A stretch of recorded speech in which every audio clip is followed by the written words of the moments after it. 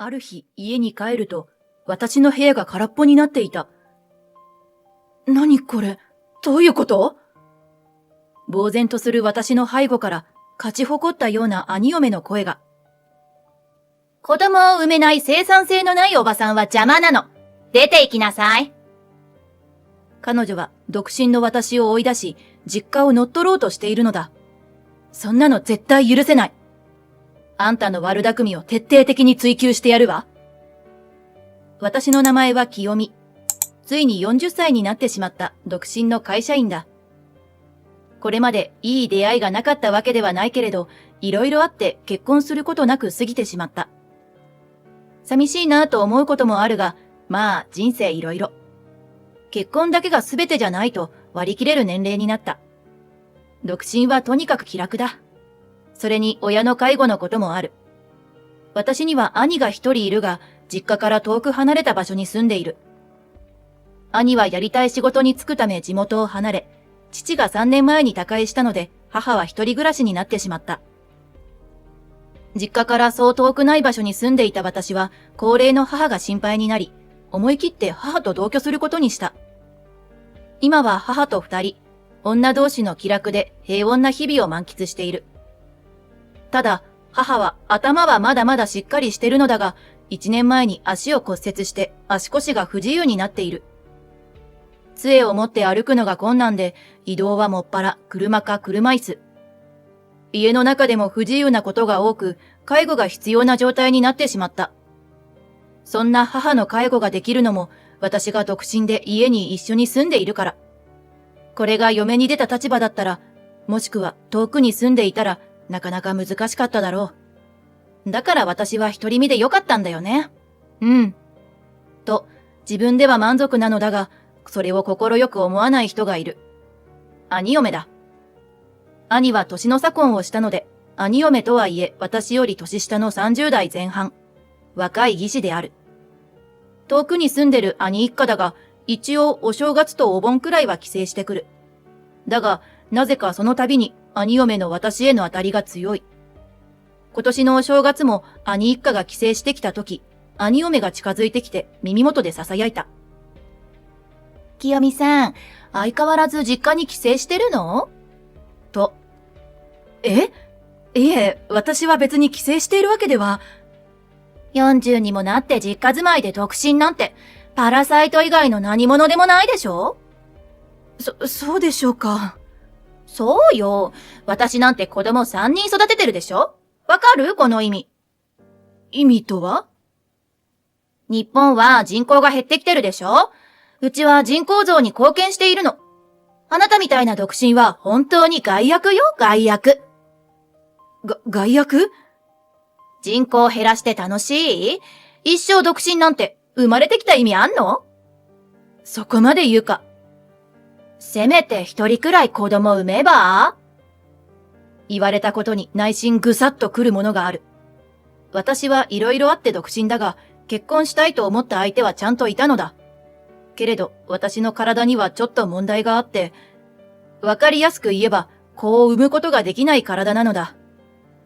結婚を前提に、とお付き合いを申し込んでくれた彼には、最初に正直に打ち明けた。彼は、ただ君と一緒にいたいから、子供がいなくても2人一緒なら幸せだよ。と言ってくれたからお付き合いしたけれど、やっぱり結婚ってのは2人だけの世界で住むものではなかった。修羅場を経験した結果、独身のままの私が出来上がったのだ。あまりにもひどい兄嫁の物言いに言葉を失ってしまった。そのくせ彼女は私にやたらとたかってきたりする。うちは子供3人もいるんだから、お年玉も差別つけずにたっぷりちょうだいよ。入園祝いは10万以上で。まさかそのくらいの金も出せないほど貧しいとか言わないわよね、おばさん。子供にはそれなりの教育を受けさせてあげたいと思わない？あなたには子供いないからわかんないか。まあ、うちの子を育てる喜びの一端でも感じさせてあげるから、習い事のお金出しなさい。なんかもう、子供を出しにしときゃたかれると思ってる節がある。そりゃお年玉やお祝いは渡すよ。でも渡したその場で金額を確認して、チッとか舌打ちされる筋合いはないのだけど。さらに、どうして習い事のお金を私が出さねばいけないの？母や兄にそのことを相談しても、二人はそんな兄嫁の姿を見てないから、信じられないといった顔をするのだ。そう。彼女は必ず私と二人きりの状況でそんなことを言ったり態度に出したりする。実に要領がいい。今年のお正月も、甥いと姪に渡したお年玉を即座にその場で開封。兄が母の頼まれごとのため、二人して席を外してた時だ。その時彼女が放った言葉は、は？こんだけ？お年玉がこんだけって、どんだけ貧乏なんだよ、このドケチ女が。であった。それもやっぱり母と兄には信じられない発言らしいので、そろそろ録音でもした方がいいかなと思えてきた。ただ、私が文句を言うことで仲が悪くなると弊害があるからあまり強くは言えない。何せ母にとって可愛い3人の孫がいるのだから。私と揉めることで兄嫁が家に来るのを拒んでしまったら、母は孫に会えなくなってしまう。それはさすがに母がかわいそうだ。だからここは私がぐっと我慢すればいいのだ。私さえ我慢すればすべて丸く収まるんだ。そう思っていたのだが、ある日状況が一変する。それは平日に兄嫁がやってきた時のこと。平日なので兄は仕事。私は在宅で仕事。母はデイサービスに行って不在。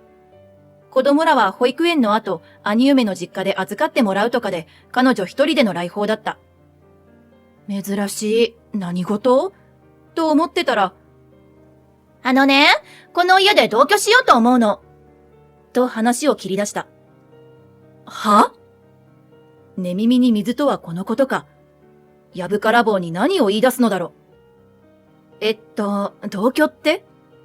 だから、この家で同居しようと思ってんの。誰が？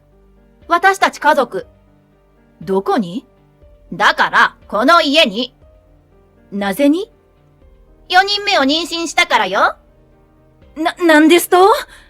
兄一家にはすでに子供が3人。上は小学校低学年。真ん中は年長。一番下の子が先日年少で入園したところだ。子供3人もいるのに4人目ですか。素直にすごいなぁと感心してしまう。ただ現在は兄嫁の実家のそばに住んでるから、今日のように子供の面倒を見てもらえるのだろう。なのにわざわざこっちに引っ越してくるメリットってなんだろう。まさしがさ、こっちに転勤することになったのよ。まさしとは兄のことだ。ああ、そんなこと、この前兄が言ってましたね。なんでも、ついに地元であるこっちに支店ができるのだとか。支店に行きたい人を、はーいと迷わず立候補したらしい。そんな軽い人事でいいのか？お姉さんはいいんですか？ご実家の近くの方が良かったんじゃ。うちの親はまだ仕事してるから、あんまり頼めないんだよね。頻繁に頼むと渋い顔されるし、まずは夫に頼め。親に頼ることを前提に子供なんて作るなとか文句言われるし。そこに4人目ができたとか言いにくいでしょ？知りませんよ、そんなの。ご両親の言い分も理解できる。兄の話では、兄は仕事から帰ると掃除洗濯、さらには夕食の用意までしてるという。それは兄嫁も本当だと言っていた。仕事で疲れてるだろうに、兄は奥さんを十分いたわって精一杯手伝ってきたと思う。そのせいか、たまに会う兄はいつも疲れた顔をしていた。なのにさらに子供を作るって、ちょっと計画性なさすぎでは？とはいえ、命は授かり物だ。めでたいことだし、産むのやめたらなんて言うつもりもない。だが、そこでどうしてうちと同居になるんだろう。首をかしげる私に兄嫁が言う。親の干渉もめんどくさいし、そもそもあっちはど田舎で不便すぎるのよ。単身赴任とか言わず、みんなでこっちに引っ越すのもありじゃないって思ったの。まあ、こっちは保育園も多いですからね。でしょ？だからさ、清美さん早く出て行ってね。は？またもや寝耳に水。晴天の霹靂である。やぶから棒に何を言い出すのか兄嫁は。それも2回目。同居は母と兄を交えて話し合いをするとして、どうして私が出ていかなきゃいけないんでしょうか。考えてもみなさいよ。うちはもうすぐ6人家族になるのよ。そうですね。そしたら、この家狭くなるでしょ？まあ、そうですね。だから、あなたは出て行けって言ってんの。いや、意味がわかりません。一家6人は多いけれど、私と母を含めた8人で生活できなくもない。そりゃあ子供らが大きくなった時、それぞれに一人部屋を与えるってのは無理だけど、そんな先の話を考えても仕方がないと思うのだ。ますます腑に落ちない表情の私に兄嫁がじれたように。だからさと声を荒げた。あんたみたいな子供も産めない生産性のないおばさんは邪魔だって言ってんの。私たちのために出て行け。言っとくけど、あまり遠くに引っ越すんじゃないわよ。うちの子供らの面倒を見てもらわなきゃいけないんだし。むちゃくちゃなことを言うだけ言って、彼女は、早く出て行きなさいよと念押しして帰っていくのだった。これは、家族会議だな。その日の夜、帰宅した母に兄嫁に言われたことを話し、さらに兄にも電話した。結果、兄は別に家を用意すると言ってくれた。確かに俺は出張が多くて、嫁には苦労かけてたと思う。だからこそ、あいつの実家近くに住んでたんだけどな。地元だってのに、そんなに田舎が嫌いなのかな。電話の向こうで首をかしげる気配の兄。どうにも腑に落ちないまま、一旦同居の話は流れた。そのはずだった。ある日、私は在宅ワーク明けで久々に出社した。母は一泊二日のデイサービスで不在。仕事でクタクタになって帰宅した私は家に入ってびっくりした。私の部屋が、物がない!なんと、自室に入ったら家財道具が全くなくなって空っぽの状態だったのだ。何これ?どういうこと?紛れもなく私が住んでる家なのに、あるべき私の部屋がない。正確には物がないのだ。お気に入りグッズはどこに行ったの?捨てたわ、そんなの。悲鳴のように叫んでいたら、突如背後から声がして、心臓が飛び出るくらい驚いた。振り返ると、なんと兄嫁が立っていたのである。お姉さん?どうしたんですか?こんな夜に。うるさいわね。子供たちが起きるでしょうが。子供3人もいるんですか?明日、荷物が届くまでベッドがないから、リビングのソファーで寝てるわ。慌ててリビングに飛び込むと、寝息を立てる甥と姪の姿があった。どういうことですか?兄嫁は驚きすぎてうまく言葉が出ない私を鼻で笑い、そして言う。あんたがさ、いつまで経っても家を出て行かないから強行手段に出たの。私は出て行きませんよ。兄とも話はついてますし。そんな勝手が通ると思ってんの?あんたのせいでどれだけの人間が迷惑被ってるのか分かってるわけ?勝手はどっちよ。迷惑被ってんのは私だ!そう言ってやりたいのだけど、子供が寝てるのでぐっとこらえる。兄嫁はそんな私の配慮を無視して大声で。お母さんや夫の意見なんてどうでもいいのよ。あんたが出て行って私らが住んでしまえば、さすがに2人も反対しないでしょうよ。私の荷物はどうしたんですか?廃品業者に処分を依頼して全部持ってってもらったわ。嘘!アルバムを含め私の大切なものを全部捨てちゃったっていうわけ?ありえない。ほら、わかったら早く出た。マンダムよ!どうにか踏ん張ろうとしたけれど、彼女は私より若いだけ力が強い。押し負けた私はそのまま玄関の外に放り出された。時間は夜。騒ぎ立てるわけにもいかず、インターホンも電話も無視された。仕方なくビジネスホテルで一夜を明かした。翌日、上司に頭を下げて有給休暇をもらった私は慌てて家に向かった。鍵を開けて家に入ろうとしたら、それより早く兄嫁が出てきた。お姉さん、兄に連絡しようとしたんですが、繋がらなくて、とにかく話し合いましょう。夫なら海外出張で長期不在よ。時差があるから連絡しにくいかもね。今出かけようと思ってたの。子供らの面倒頼むわね。お姉さん？あっけに取られる私をその場に残し、彼女はさっさと出かけてしまった。えらくおしゃれして。致し方なく子供3人の面倒を見た私は、夕方帰宅した母を苦々しい顔で出迎えることになった。ねえお母さん、いくらなんでも変じゃない？そうね。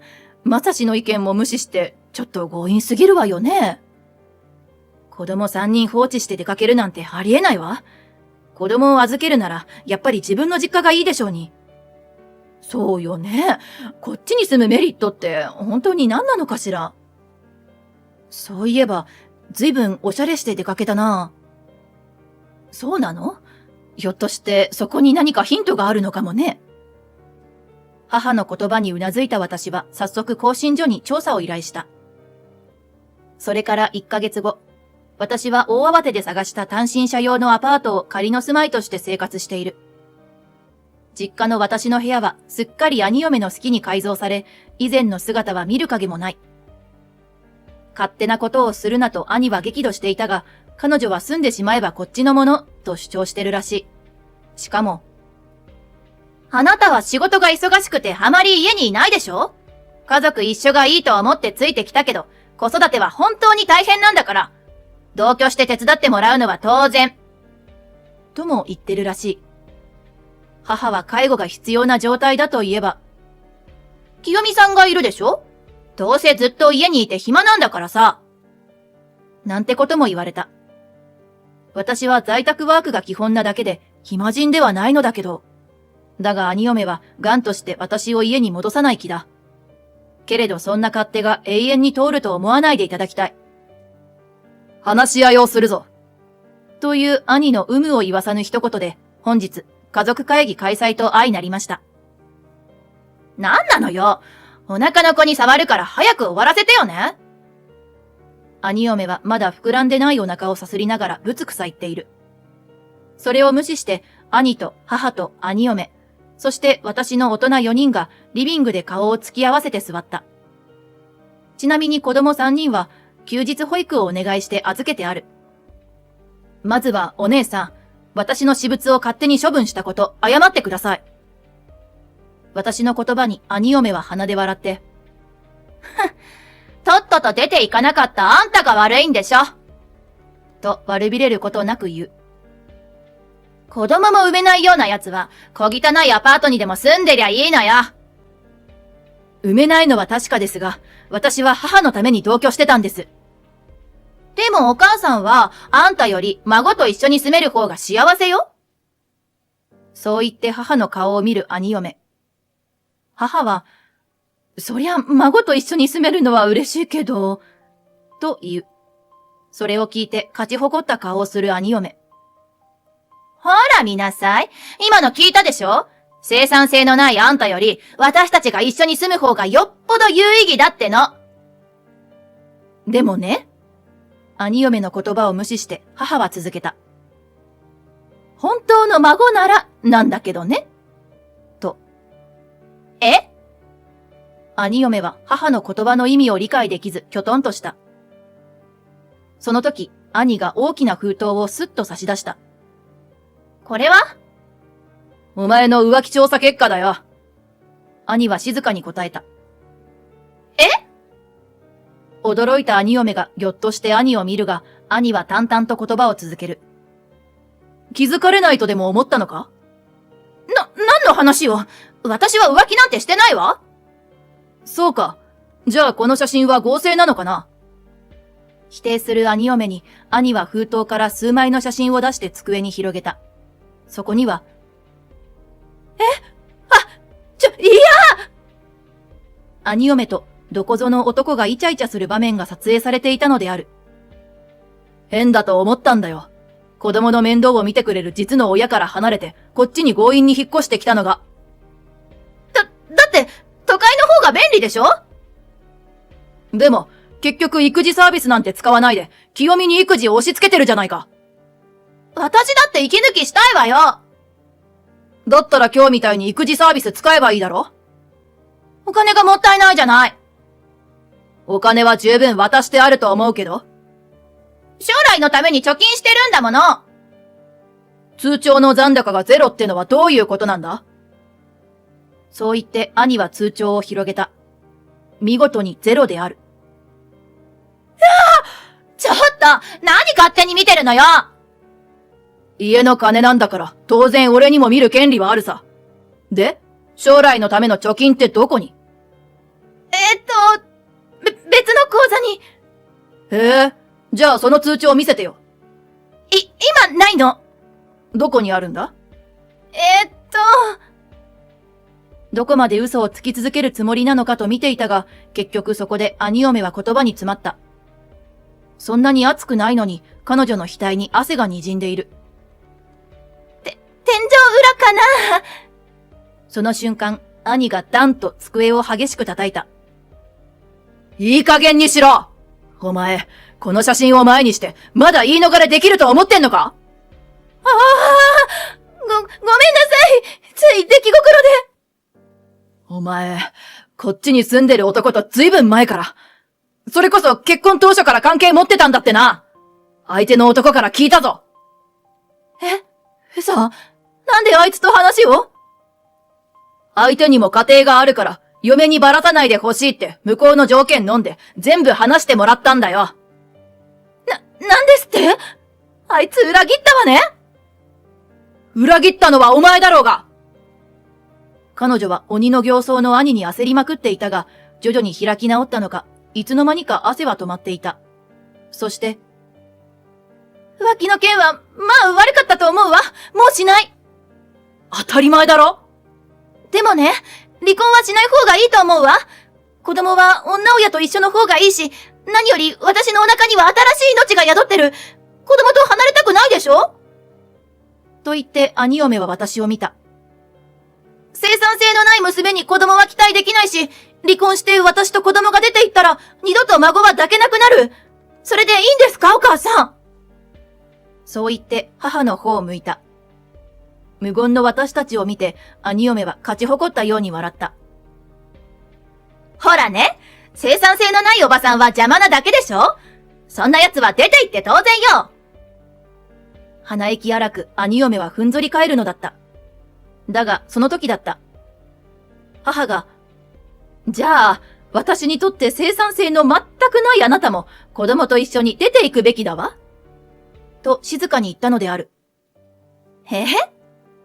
何をわけのわからぬことを、といった余裕の笑みを浮かべる兄嫁。そんな彼女の前に兄が書類を差し出した。何これ？親子鑑定の結果？否定？何なのよこれ。俺と子供たちの DNA 鑑定結果だよ。いつの間に？そんなのお前に関係ないだろ？とにかく結果はこの通り。3人とも俺の子じゃないという結果が出てる。そしてこっちがお前の浮気相手との結果。肯定。つまり、親子であるという結果が出てる。3人の子供は俺の子じゃない。つまり、お袋にとっても孫じゃない。赤の他人なんだよ。嘘じゃない。お前本当は知ってたんだろ？知ってて托卵してたんだな。そんなことは。相手の男が言ってたぞ。お前が、あなたとの子供なのに家族一緒に住めないなんて悲しいって言ってたって。今にも倒れそうな真っ青な兄嫁。そんな彼女に母が追い打ちをかけた。そういうわけだから、私の息子の子供を産めない、生産性のないあなたは邪魔ってことになるのよ。子供たちと一緒にさっさと出て行ってちょうだい。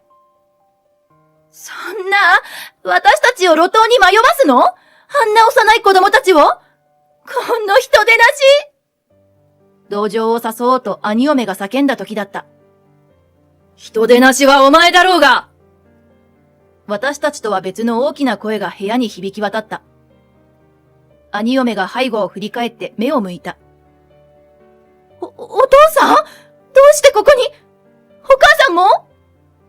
そう、兄嫁の実の両親が立っていたのだ。俺が事情を説明したら、子供は全員引き取るって言ってくださったんだ。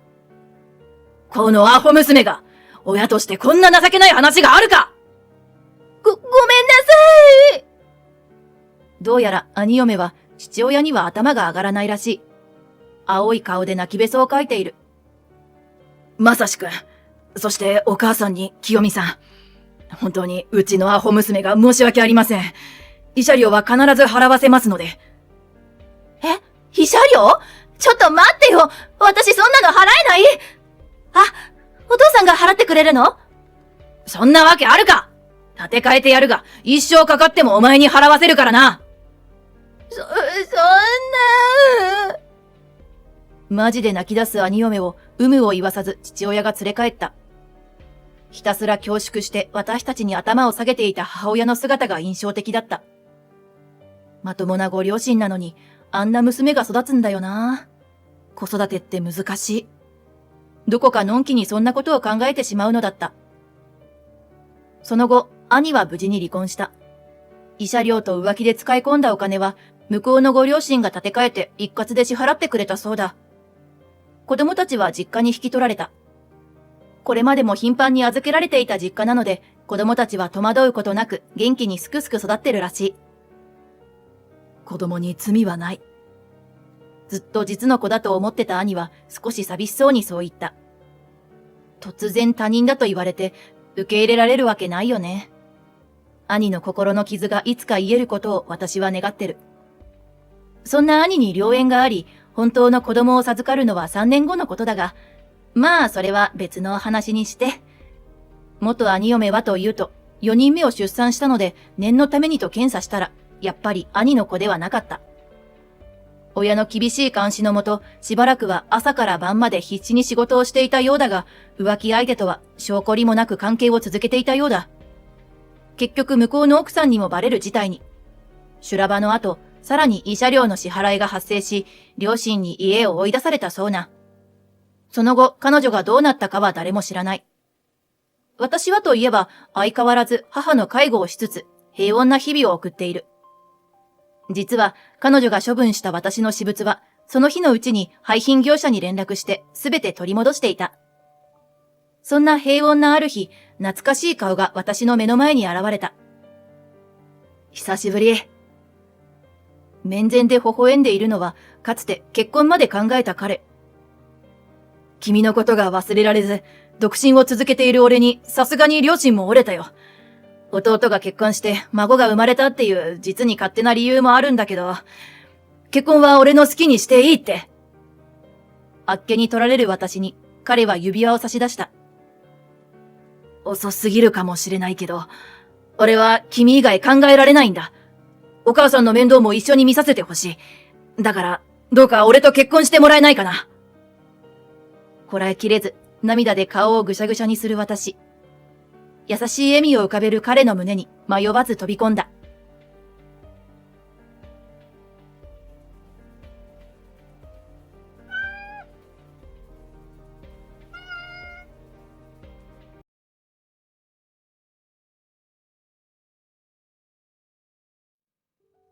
My name is Saori.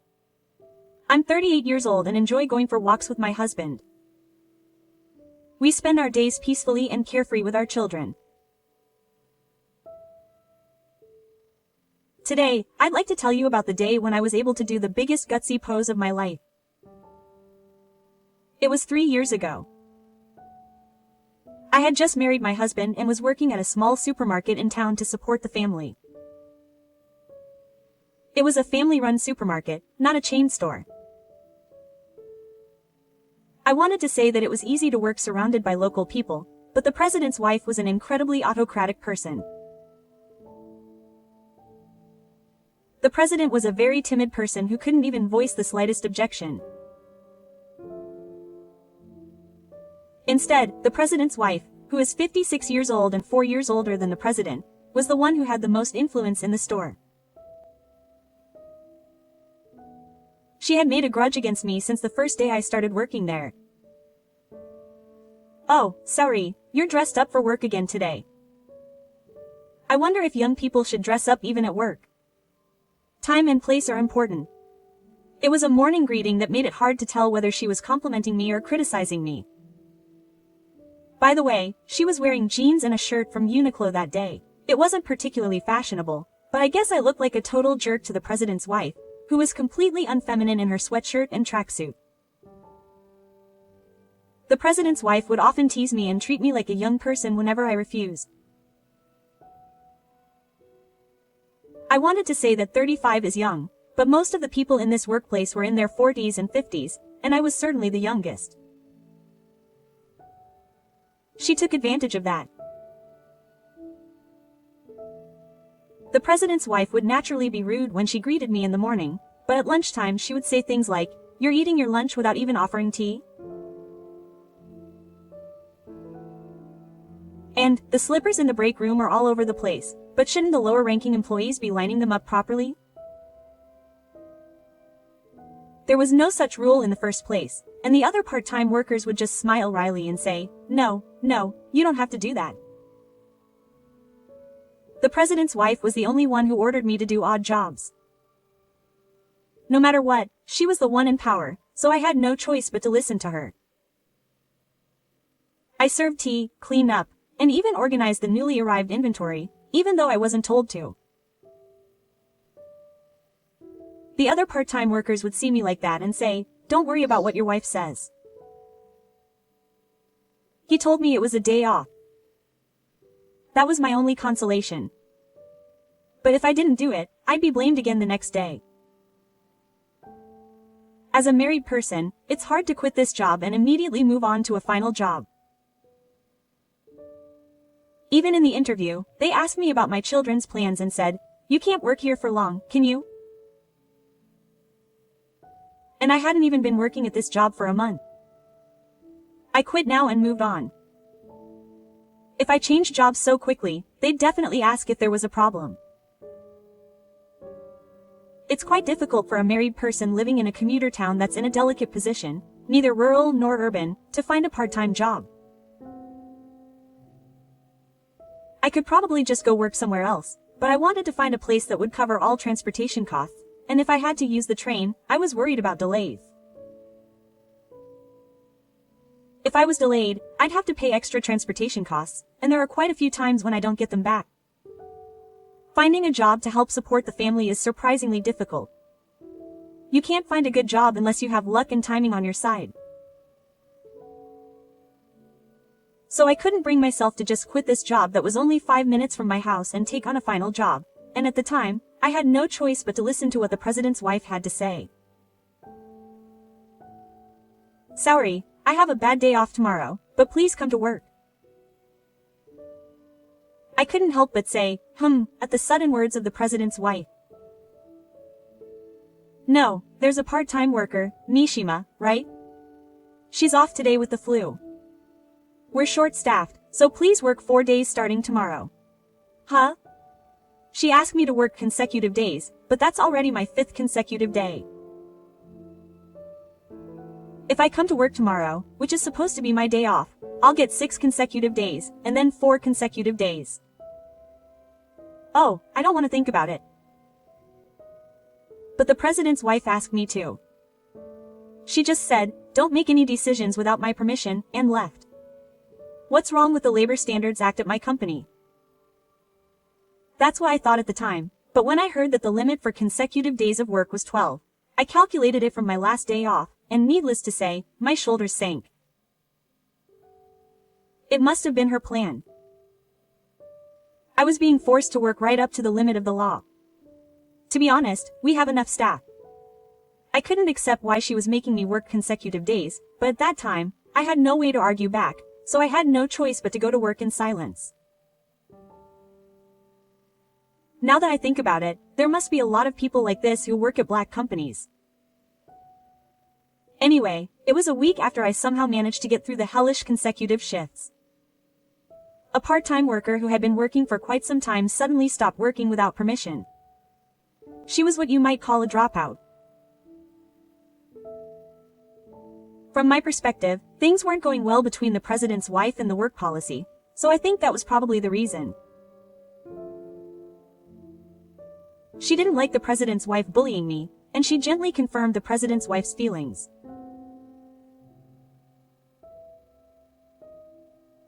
That was probably the moment the president's wife realized that she was just a subordinate who was above her, but the president's wife's criticism of her was about the second strongest after me.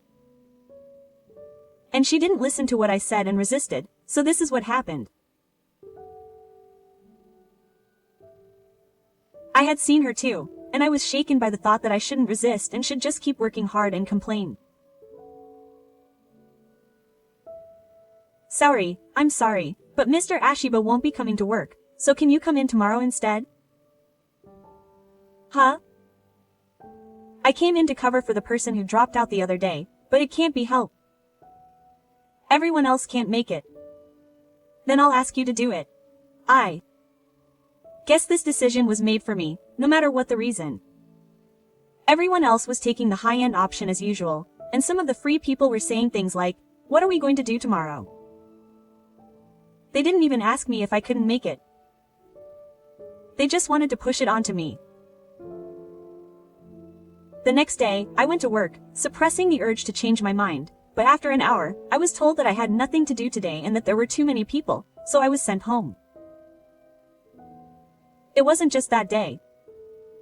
I went to work and was sent home several more times after that. Maybe I was lucky to be able to go home, but I didn't get paid much and I was the first one to be sent home, so to be honest, I was going to work. Why did they go to the trouble of calling me and then send me home instead of the people who had been there since morning? I'm not here to play. I'm here to work. And since I had to come to work suddenly, I made personal arrangements. And yet, don't they think about making sure everyone else earns a balanced income? No matter how I looked at it, I could only think that the president's wife was having fun by toying with me. Then again, she suddenly called me in on my day off. It was about 4 days after I was released from my hellish continuous work. I was finally sleeping comfortably at home in my luxurious room when my cell phone suddenly rang. I instinctively jumped at the message from work and answered it with a "haha." "Oh, sorry, please come to the store. Morita-san is taking the day off because her child is sick. Please come within 20 minutes, I asked you to." Huh? The call ended without giving me a break. Aren't you using people too freely? If you were to be forced to come to work in this condition, wouldn't you lose your luxurious status? Isn't that the case? What about the law? But I was so exhausted that I couldn't count the number of times I had worked. Oh, my head hurts. I don't want to think about anything anymore. I wanted to protest, but I also felt like I didn't have the energy, so I reluctantly headed to work. "Sorry, you're late. Hurry up and get to work and get the goods ready." It wasn't a work day anyway, so I wasn't late or anything, and on top of that, it was fairly physical labor. I no longer had the energy to resist, so I replied with a weak, "Yes." I silently cleared the shelves as I was told. I must have been tired. Clearing the shelves above was quite a chore. I felt dizzy. Phew. The moment I took a breath, everything in front of my eyes started to flicker. Oh, no. What's this? What's going on? Oh, this feels gross. Apparently, it was a symptom of anemia. But I had never experienced anything like this before, and the black and white flickering behind my eyelids and the burning sensation in my chest made me feel sick, so I lost consciousness. When I woke up, I was surrounded by a completely white wall. My husband looked at me worriedly as I stood there. "Sorry, I was surprised to hear from you. Is there anywhere you want to see me?" Huh? Yeah. Nothing. What do you mean? You fell down while clearing shelves at work and got crushed by the leg Saori was holding onto. Apparently she was taken to the hospital because there was a big fuss about her hitting her head, and she wasn't hurt, but she did have a cold and a high fever, so she was told to rest. What? I couldn't believe it, but the moment I tried to say something back, I felt dizzy, and now I realized that she did indeed have a fever. I've always felt exhausted when I have a slight fever, but when I have a high fever, it tends to affect my lungs. So even though I felt a little sluggish this time, I'd been so tired lately that it had become the norm, and I didn't realize that I was sick.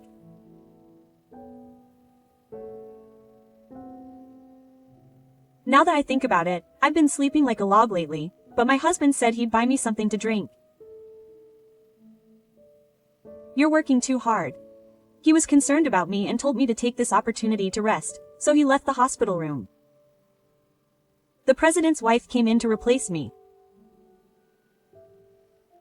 "Oh, sorry, you're awake," she said with her usual energy, and I was taken aback.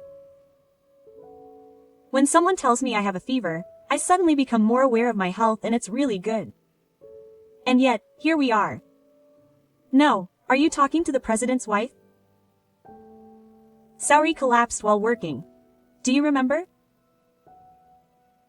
Oh, I don't remember, but I just heard from my husband. I'm sorry for the inconvenience. I apologized as a social courtesy, or rather, as a proper manner for a working adult. To be honest, I was thinking that I would collapse if I worked that much. You really bothered me. You suddenly collapsed in the middle of work, and it was really inconvenient for everyone.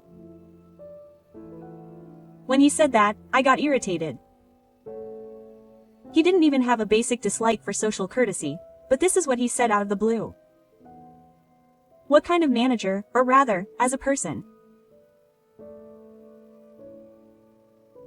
Well, I don't know about people, but wouldn't dogs, cats, and morons fight each other more? He's really useless. If this salary thief comes back, he'll have to work twice as hard to make it worth it. Prepare yourself. It would have been better if he had been joking, but at times like this, my wife's eyes just weren't smiling. I was at my limit with the high fever, fatigue, and pain in my knees, which were probably where I had taken the full impact of the leg punch. That's enough. I'll stop then. Hey, I said I'm quitting. Get out of here quickly. I've reached my limit. My husband came home just as I said that, and he must have sensed the situation. He cleverly kicked the president's wife out, saying that she was exhausted. It's not like our family is struggling or anything, so you should be picky about your job. I should have gone sooner. I'm sorry I didn't notice you were going through this. I felt bad for my husband when he said that to me when we were alone. It was me who had deliberately not told him about the situation at work, but he was worried about me because I was working non-stop. And today, he even took time off from work to come see me. Yeah, it's not your fault. Thank you for coming all this way. It's not a given that a husband would come to the hospital room, even during work. He wouldn't come unless he had feelings for it. I was grateful that he had those feelings for me. I'm so glad I married this man. Thanks to my husband's kindness, I was able to support myself and decide to retire, which gave me a new impetus. Once my fever subsides, it's time for the final battle. Then I had a bad cold for a week and a bad cough, so for someone who is usually healthy, it was a long-term illness, but I somehow managed to sense it. It was time to fight back, so I launched Twitter. My workplace is too black. My days off are cancelled, and if someone dies or gets involved, they call me on the phone and make me work on my day off. Even if I collapse, I'm called a useless salary thief and told to do some legal work. What did my boss say to me? He also said that I wasn't worth living. Come to think of it, he said that employees are slaves. I wrote about what had happened up until then. Then, little by little, I started getting likes and retweets from people who weren't even my followers. After about 2 hours, I was surprised to see that I had over 1,000 likes and retweets. The transformation thread included things like, "Black companies are taking us for granted, we should sue them," And, this is the worst thread, breaking the law. It seems that there are many people in this world who are fighting against black companies. I have many friends. And the next day, I found myself getting likes and retweets that were ridiculous. When I had a few thousand replies, I received a direct mail. This is good TV. I'd like to make a news story about you, but would you like to hear your story? Here it comes. I had been waiting for this, so I made a gutsy pose. I had received several direct mails since the interview, and I decided to do interviews with all of the companies. The power of Twitter is amazing. Thank you, Bluebird. A few days later, my interview was broadcast on TV. This interview gave a vague glimpse of my workplace. To be more specific, the footage of my workplace was blurred out. The content was that the wife of the president of that company had been verbally abused, and it caused a huge response immediately after the broadcast, and the TV station apparently received calls of support. The fact that the TV station received calls of support means that people who saw the tweet had identified the store and called the store directly to complain.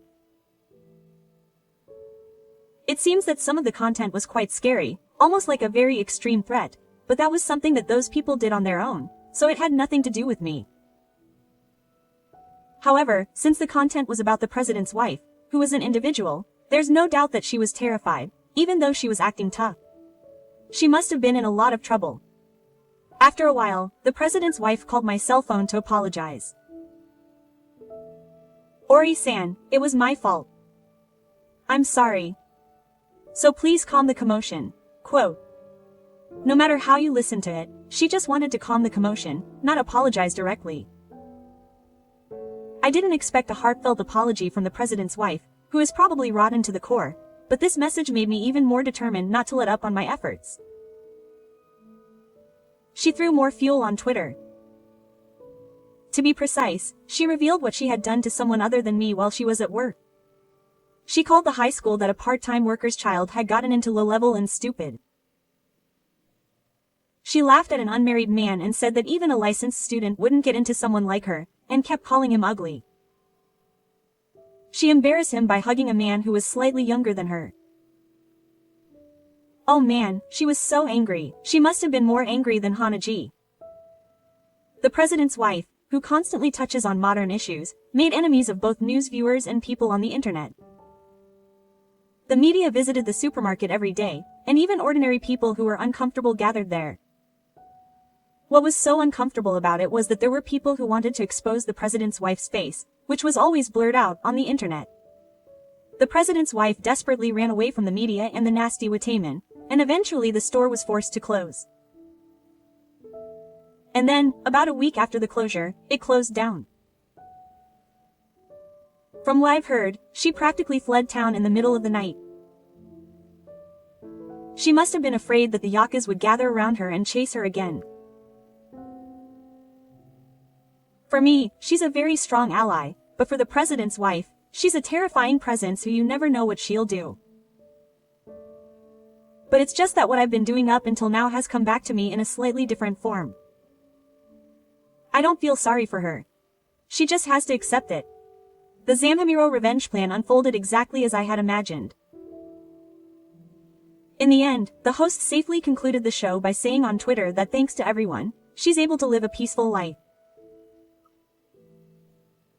3 years have passed since then, and it seems that the president's wife actually came back once to try to rebuild the store, but it seems that there were some so-called netizens in the area who had helped with the backlash at that time, and her return was immediately exposed, causing the backlash again. There's no trace of that. It seems that she left town again without being able to rebuild the store after an article was published about the president's family's current state, which is all about making money. According to information online, they have managed to escape to the countryside where their faces are unknown and are somehow living quietly, but it seems that there are a few neighbors who know their faces due to the influence of the tabloid shows, so it doesn't seem like they are very comfortable there. As for me, I quietly deleted my Twitter account and returned to my normal home. My husband is overprotective and tells me not to work if I'm going to collapse, so although we are not particularly wealthy, I have become a full-time housewife. Later, my husband's earnest work was recognized and he was promoted, so now I can live peacefully without worrying about money. Once the stress was gone, I was blessed with a child. It is quite difficult to take care of a 1-year-old child, but with the support of my supportive husband and my family, the only advantage is that I haven't really regained the shape I had when I was pregnant. That's why my hobby has become taking walks with my husband and child while enjoying some sunlight. It's nothing special, but it's much better than the rush I don't want. I hope that these days can continue forever. That's what I hope, but it's up to me to make it happen. From now on, I will prioritize creating an environment where I can live healthily. Don't say yes to unreasonable things, not only for yourself but also for your children and your husband.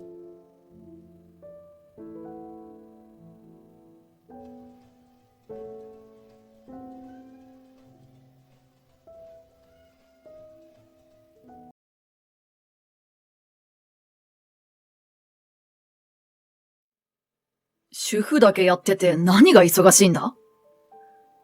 専業主婦の私を鼻であしらう夫。そんな夫に調子を合わせ、ただの寄生虫じゃない、とヘラヘラ笑う姑。突然、我が家に居候してきたのは姑だけではない。認知症の義理の祖母の介護まで押し付けられたのに、お礼どころか、私のやることなすこと、すべてに文句たらたらなのだ。娘の育児も一生懸命やってるのに、そんな私がパラサイトだって？上等だわ。あんたたちがどんな立場か分からせてあげる。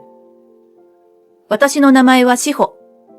バレンタインには毎年自分用のチョコを買って楽しむのだが、今年はチョコの食べ過ぎで肌荒れに泣かされた40歳だ。年々吹き出物も治りにくくなるし、年ね。いや、ニキビだと思えば若い証拠？そんなわけないか。そんな私が、まだ今よりはもう少しだけピチピチのお肌を持っていた30代の頃。夫の健が仕事帰りに実家の義祖母と姑を連れて我が家に帰宅し、そしてこう言った。今日からみんなでここで暮らすことにした。満面の笑みでそんなことを言われ、私の目が点になったのは言うまでもない。どういうこと？そんな話これっぽっちも聞いてないんだけど。夫に対する口調が思わずきつくなる。母さんが骨折しちゃってさ。そう言って、夫はちらりと姑の右手を見た。姑も、はっはっは、やっちゃったわと、包帯を巻いた右手を上げて、あっけらかんと笑った。母さんが認知症のばあちゃんの介護をしていることは知ってるよな。と、夫が言う。ええ、知ってるけど。まさか私にやれと？と、嫌な予感がしつつ、私が横目で姑を見ると、この手じゃねえ。介護なんてできないでしょ？と、ドヤ顔なのだ。まあ、私は志保さんと違ってどんなことも器用にこなすタイプだけど、さすがに年だし、怪我をした状態で介護なんて母さんにも申し訳ないしね。はあ。私に対し、さりげなく、お前は容量が悪いとマウントを取ってくる姑。本当に、姑のこういうところが大嫌いだ。姑は大卒で、かつては大手企業で様々な仕事を成功に導いたキャリアウーマンだったと、本人は語る。しかし実際は、ほぼお茶出しがメインの寿退社までの腰掛け社員だっただけ。みんなが残業する中、18時に退勤していたことを、自分が優秀だったから、と言うが、来客がなくなる時間だからお茶を出す仕事がなくなるからだろう。一方、私は専門学校卒の元美容師だ。姑にはそのことを、いかにも頭の悪い人が選びそうな進路ね。と笑われた。後に私が妊娠し、今度は育児を優先したいからと仕事を辞めた時も、姑は、私は仕事と育児を両立していたわよ。とお説教。お茶出しで18時退勤の仕事なら、私だって仕事も育児も両立できますけどね。内心腹立たしく思いつつ、そうなんですね。と笑顔で交わしたのは言うまでもない。そんな姑が苦手で、夫の実家への帰省も、慣れない家や土地に行くと娘が風邪をひきやすいから、と言って、ここ2年ほど一切顔を出していない。夫も理解してくれたし、姑も夫だけ帰省してくれればそれでいいようで、孫に会いたいとも言わなかった。こうして、姑とのちょうどいい距離感を保っていたのだが、ここに来て同居とは、私は頭を抱えた。確かに、利き手を怪我したなら、姑が認知症の自分の母親の面倒を見ることは難しいだろう。私たちのサポートが必要と考えるのも、まあ、無理もない。残念なことに、姑が言っていることの意味も事情もよーくわかる。だがしかし、夫はなぜ私に相談もなしに2人を我が家に連れてくるのか。私が姑のことが苦手だって知ってるよね。仕方ないことかもしれないけど、相談くらいしてくれてもいいのに。私は夫に不信感を抱いた。当の夫はというと、お前なら専業主婦だし、ばあちゃんの介護もできるだろとのたまう。専業主婦とはいえ、2歳の娘をほぼワンオペ育児中なのですが、とはいえ、もう我が家で暮らす気満々で、キャリーケースを引いてやってきた姑と義理の祖母に帰れとは言えない。私は夫たちに押し切られる形で同居を了承し、祖母の介護を引き受ける羽目になってしまった。まあ、姑の怪我が治るまでの辛抱、と思ったのだが、ところが、怪我が治っても、姑はこの家を出ていく気配すら見せず、いつまでも我が家に留まり続けた。挙句、祖母の介護は私に任せっぱなしだ。自分の親だろうに。怪我が治ったなら、介護を手伝ってください。とやんわり伝えても、私は仕事があるから、と断られてしまった。姑の仕事とは週2回、朝10時から13時までのスーパーの品出し業務だ。祖母の介護をするためにその時間と日数で勤務していたので、今更仕事があるから介護ができないという言い訳にはならない。このパートも本人曰く、上司に気に入られていて、会社に必要な存在だと言われている。そうだが、品出しのパートで週2回程度の人間に、そんなおべんちゃらを言うはずがない。姑のほら話は明らかだ。しかし姑は、このことを何度も私に話し、妊娠を理由にあっさり仕事を辞めたあなたとは違うのよ。本当は私ももう年だし辞めたいんだけど、優秀だと引き止められてね。と笑う。はいはい。大卒で品出しのエキスパートはすごいですね。と言い返したい気分だが黙っておこう。自称キャリアウーマンの姑だが、正直我が家で見せる姿にそんな気配はみじんもない。電話はいつも聞き間違うし、DVD デッキの操作もわかっていない。テレビのリモコン操作すら怪しい。きっとパソコンも使えないだろう。YouTube も知らないようだった。身の回りのこともほとんどしないというか、できない。洋服は出したら出しっぱなし。浴槽の抜け毛は片付けもしないし、周りに配慮がない人だ。会話のやりとりを聞いていても、優秀な人と感じることはなかった。そもそも、大学だって、田舎で一つしかない私立の女子大だ。正直、子供の数が減って、定員割れで入学できたんではないか、と思う。とまあ、次から次へと不満を聞かせて申し訳ないが、この通り私は日に日に姑へのストレスを溜め込んでいった。夫も夫だ。姑がいつまでも家に帰らないことに対し、何の不満も持っていないようで、私が、お母さんはいつ帰るのと言っても、まあ、いいじゃないか。ずっと一緒に暮らしても。と、ヘラヘラしている。それどころか私が同居を嫌がることが許せないようで、お前は母さんに冷たすぎると怒るようになっていった。もともと夫は優しい人だった。だから好きだったのだが、姑たちと同居するようになってから、姑は夫を甘やかしてばかり。晩酌のビールも1日2本と決めていたのに、姑が来てからは何本でも飲みなさいというので、毎日深酒だ。自由気ままな生活をさせてくれる姑に、夫の心は傾き、私は口うるさいだけで夫の気持ちに寄り添うことのできないダメ嫁扱いされるようになっていた。姑は自分が何もしたくないので、夫にも、妻が夫やその母親の面倒を見るのは当然と植え付けた。おかげで、食事の後片付けやゴミ捨てくらいは手伝ってくれていた夫は一切何もしなくなり、お風呂の際の着替えでさえ自分で用意せず、私に持ってくるよう命じるようになった。姑同様に部屋を散らかし、片付けるように言っても、掃除はお前の仕事だろと聞きやしない。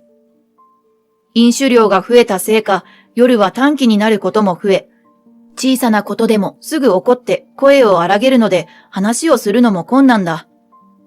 何より娘の教育に悪そうなので、私はできるだけ夫を怒らせないようにしていた。おかげで言いたいことはほとんど言えない。それが夫をまた増長させ、すっかり迷惑な亭主関白になってしまった、というわけだ。全部姑のせいである。祖母は祖母で、以前実家に帰省した時よりと認知症が進んでおり、暴言や物を投げるなど凶暴性が強くなっていた。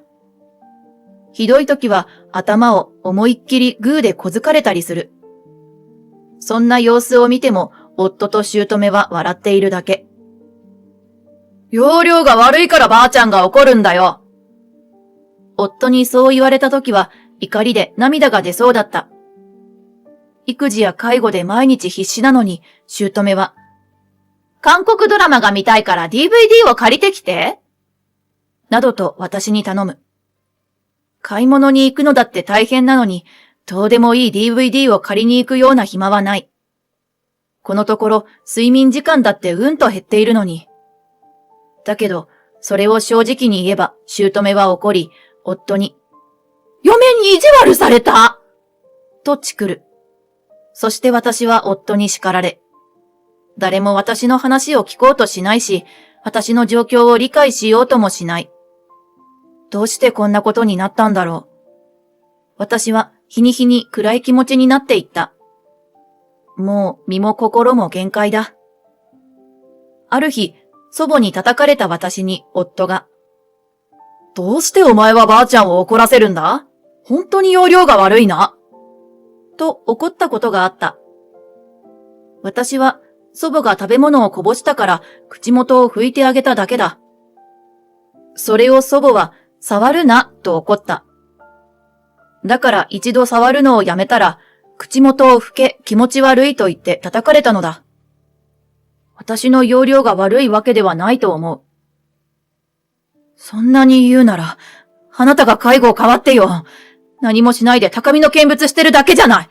あなたのおばあちゃんでしょ？本来私には一切介護義務はないのよ。アホかお前。忙しい俺が介護なんてやるわけないだろ。私だって忙しいわよ。涙目で叫んだ私を見て、夫は鼻で笑った。はぁ？専業主婦って何が忙しいの？夫の言葉に姑が間髪を入れず、ただの寄生虫よねと笑う。寄生虫？私が？育児も家事も介護も全部こなして、あんたたちをこの家に住まわせてやっている私が寄生虫だっていうの？もう許さない。じゃあ、今日で嫁も妻も全部辞めるね。え？私の言葉に一瞬きょとんとする夫と姑。お前、嫁辞めるって、離婚でもする気か？できないだろうに。と笑う夫に、私はしれっと、別れるわ、と告げた。はぁ？何言ってんだと言いたげな夫を無視し、私は後ろの戸棚を開ける。中から取り出した用紙を私は机にパンと叩きつけた。離婚届、サインしてちょうだい。本気か？目の前の離婚届と私を交互に見て、徐々に青ざめる夫。姑は、どうせ本気じゃないわよ。と余裕を見せつつ、声は上ずっていた。どうしたんですか、お母さん。大事な介護要員の私がいなくなることに焦ってるんですか？違うわよ。離婚なんてできるはずないんだから。専業主婦が離婚して、どうやって生きていくつもりよ。お金もないくせに。よくそんなこと言えますね。え？私が言わんとすることを夫はもう気づいているようで、姑に、まずい、それ以上こいつを刺激するなと言った。この家、私の持ち物だって知ってます？え？ポカンとする姑と頭を抱える夫。私が亡き祖父から土地と家を譲り受けたので、リフォームしてそこに住んでたんです。息子が建てたって言ってなかったっけ？ええ、お母さんにはそう話しましたね。夫の頼みで。どういうこと？お母さんって、妻名義の家に住むなんて男に解消がないからだと思うタイプでしょ？そりゃそうよ。男の方が稼ぎが多いんだから、家の一つや二つ建ててくれないと。だから夫はお母さんに本当のことを言えなかったんですよ。はぁ？子供ができた時、夫婦で話し合って、今までのアパート暮らしはやめて一軒家に住もうということになった。ちょうど同じ年に私の祖父が他界し、土地と家を譲り受け、ならばそこに住めばいいという話になったのだが、夫がこれを渋った。お前の名義の家に住むなんて、母さんに非難されそうだ。と。姑は男女の関係に古臭い感覚を持つ人だ。男は男らしく、金を稼いで女を養うべしと本気で思っている。だから、今時のカップルがデートで割り勘するなんて話を聞くと、男らしくないねーと、テレビに向かってブチギレるくらいである。一方、自称新しい考えを持っている女でもあるので、女は男に頼らず、どんどん社会に出るべき、などと矛盾したことも平気で口にする。もし夫が自分で家を建てておらず、私名義の家に住んでいると知れば、情けないと夫を罵るであろうことは明らかだった。私の祖父の家などに住まず、自分の金で家を建て直せとでも言われるだろう。住むのは私たちなのに、面倒なことばかり言われることは間違いない。そんな展開は避けたかったので、ならばこの家を夫が建てたことにしようと夫婦で決めた。ことの顛末を知った姑は、そんな男らしくない子に育てた覚えはなかったのに。と思いのほか落ち込み、夫に軽蔑の目を向けた。夫も罰が悪いのか目を泳がせている。夫との関係が良好であれば、今時そんな考えのお母さんは放っておけとフォローしてやるが、今回はそんなことをしてやる義理もない。ということで、皆さん家を出てもらえますか？そう言って、にっこり微笑む私に、夫と姑の顔がこわばった。いや、母さんとばあちゃんが出ていくのはわかるけど、俺は旦那なんだし、離婚にも応じてないし。そう言って、家を出ることを嫌がる夫。まあ、ここを追い出されたとしたら、自分で家を借りるか、自分の実家に戻るしかない。現実的なのは実家に戻ることだろうが、我が家より交通の便が悪く、車を持たない夫が仕事に通うのは骨が折れるだろう。戻りたくない気持ちはよーくわかる。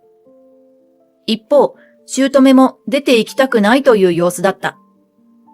姑の場合は、私という介護要員を失って、再び自分の母親の介護をするのが嫌なのだろう。ちょっと考え直しなさいよ。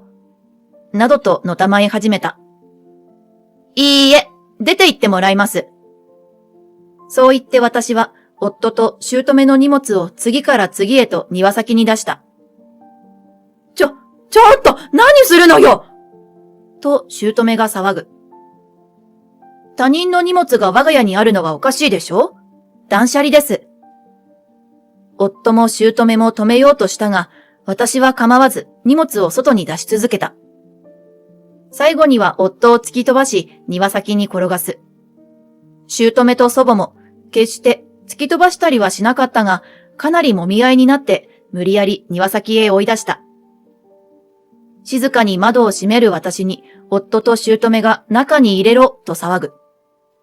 全員が暴れ回ってヘトヘトの中、祖母だけが状況がよくわからずパニックになっているようで、遊べ、遊べと叫びながら夫と姑を何度も叩いたり蹴ったりしていた。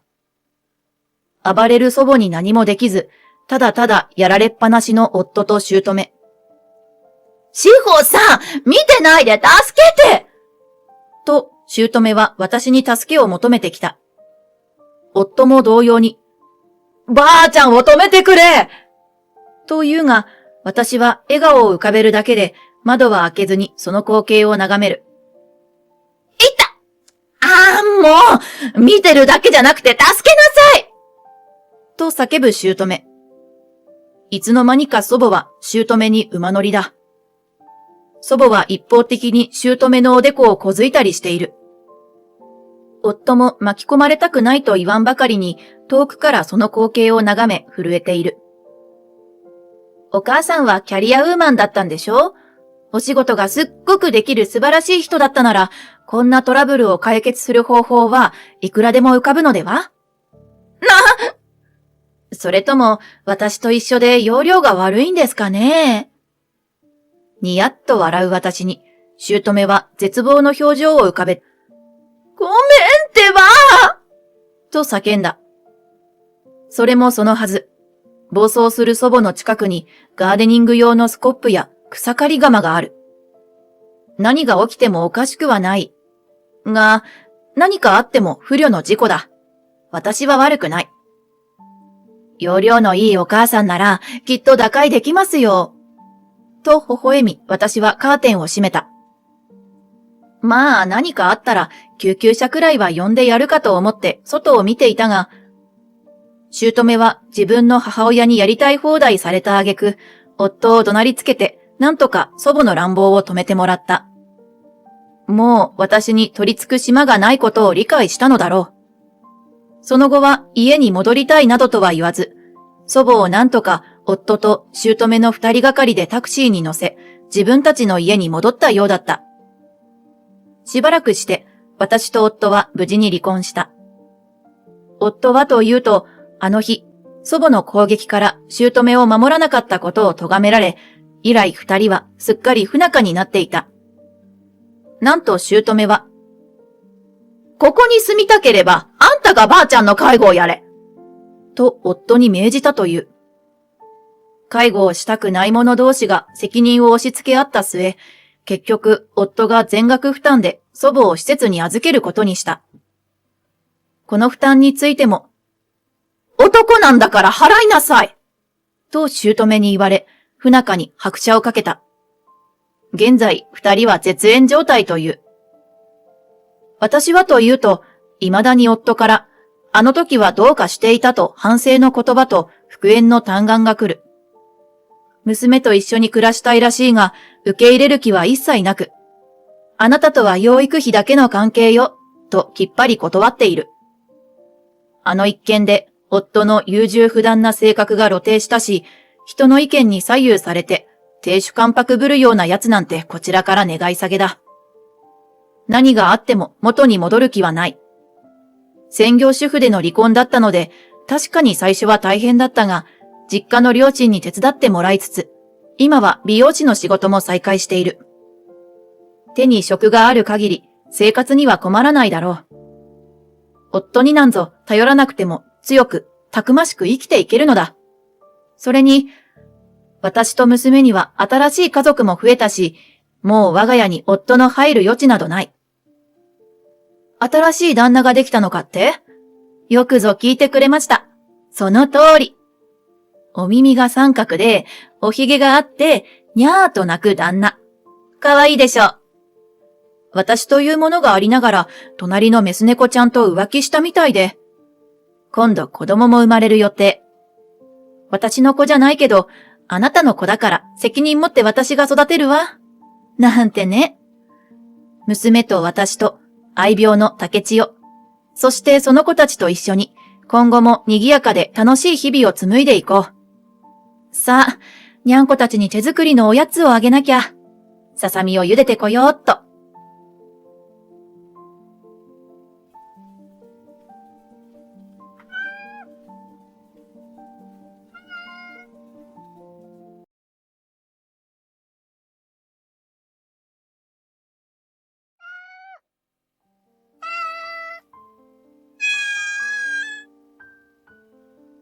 私はミヤ。35歳の会社員だ。つい最近、ずっと海外赴任をしていた彼氏の智明が日本に帰国してきた。およそ10年間の遠距離恋愛中には何度も別れの危機があったけれど、その度に私たちは話し合って乗り越えてきた。20代のうちに結婚したいという私の夢は叶わなかったけれど、彼がいれば年齢なんてどうでもいい。私は満足していた。早いとこお互いの両親にも挨拶に行かなきゃな。ミヤの家と俺の家どっちを先にする？デート中に智明にそう質問されて、ちょっと私は言葉に詰まった。そうね。私が言葉を濁すと、彼は不審そうな顔をした。おいおい、まさか今更結婚しないなんて言わないよな。やっと日本に帰ってこれたのに。違うのよ。そうじゃないの。智明が帰ってきてくれたのは嬉しいんだけど。と付け加えてしまったのは、脳裏に智明の母親の顔が浮かんだからだ。これから智明と結婚すると、あの母親が漏れなくついてくるのかと思うと、彼との結婚に暗い影が差してしまう。智明の母親と初めて会ったのは10年前。私がまだ25歳の頃だった。すでに同期の智明と付き合っていた私が、デート中にばったり智明の母、安江さんと出会ったのだ。智明、こんなところで何やってるの？あら、デート？はじめまして、智明の母の安江です。安江さんはその当時47歳。初めて安江さんを見た時にはびっくりした。なぜなら安江さんはとても40代半ばとは思えないほど若々しく綺麗だったからだ。はじめまして、智明さんとお付き合いさせていただいている宮と申します。私が慌てて頭を下げると、安江さんは上から下まで私をじろじろと見回した。明らかに女のレベルを値踏みしている目だった。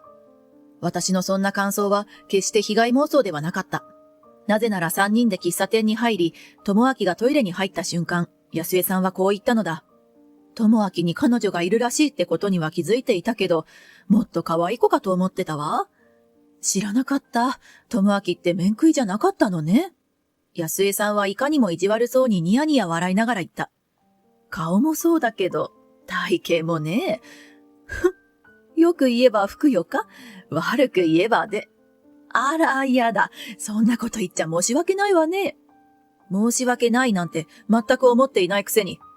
確かに私はふくよかなタイプだが、初対面の相手に何という言い草だろうか。思わず言い返そうとしたとき、トイレから智明が戻ってきた。あら、お帰り。今、みやさんと仲良くお話ししてたのよ。すっかり仲良くなっちゃった。ねえ、みやさん。智明が戻った瞬間、安江さんは素早く良き母の仮面をかぶり、私ににっこりと笑ってみせた。うわぁ、ものすごい変わりよう。私は呆れた。安江さんと喫茶店で別れた後、私は智明に聞いた。ねえ、お母様ってどんな方？ずいぶんお綺麗な方ね。ああ、昔は地元でも評判の美人で、ミスなんちゃらにも選ばれたらしい。だから今でも美容には気を使ってるみたいだし、年に比べてさほど見栄えは悪くないだろ？確かに見栄えは悪くないかもしれない。年よりも15歳くらい若く見えたほどだ。心の中は最悪だ。しかし美人の母がちょっと自慢らしい智明に対して、とてもそんなことは言えなかった。しかし、もし智明と結婚すれば、あの人が義母になるのか。正直言ってその時、私の中に不安がよぎったのだ。それから10年。あの後すぐに智明は海外赴任の辞令が下った。智明はニューヨークに旅立ち、当然結婚の予定はお預け。安江さんともずっと会うことはなかった。なのに。なあ、やっぱり俺との結婚に不安を感じてるのか？物思いにふけっていた私に、智明が声をかけた。だよな。俺なんかじゃ、社長。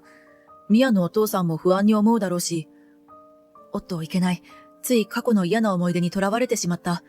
おかげで智明にあらぬ誤解を与えてしまったようだ。なんでもないのよ。ただ、ちょっと早めのマリッジブルーになっちゃっただけなの。結婚は絶対にするから安心してね。私は努めて明るく智明に言った。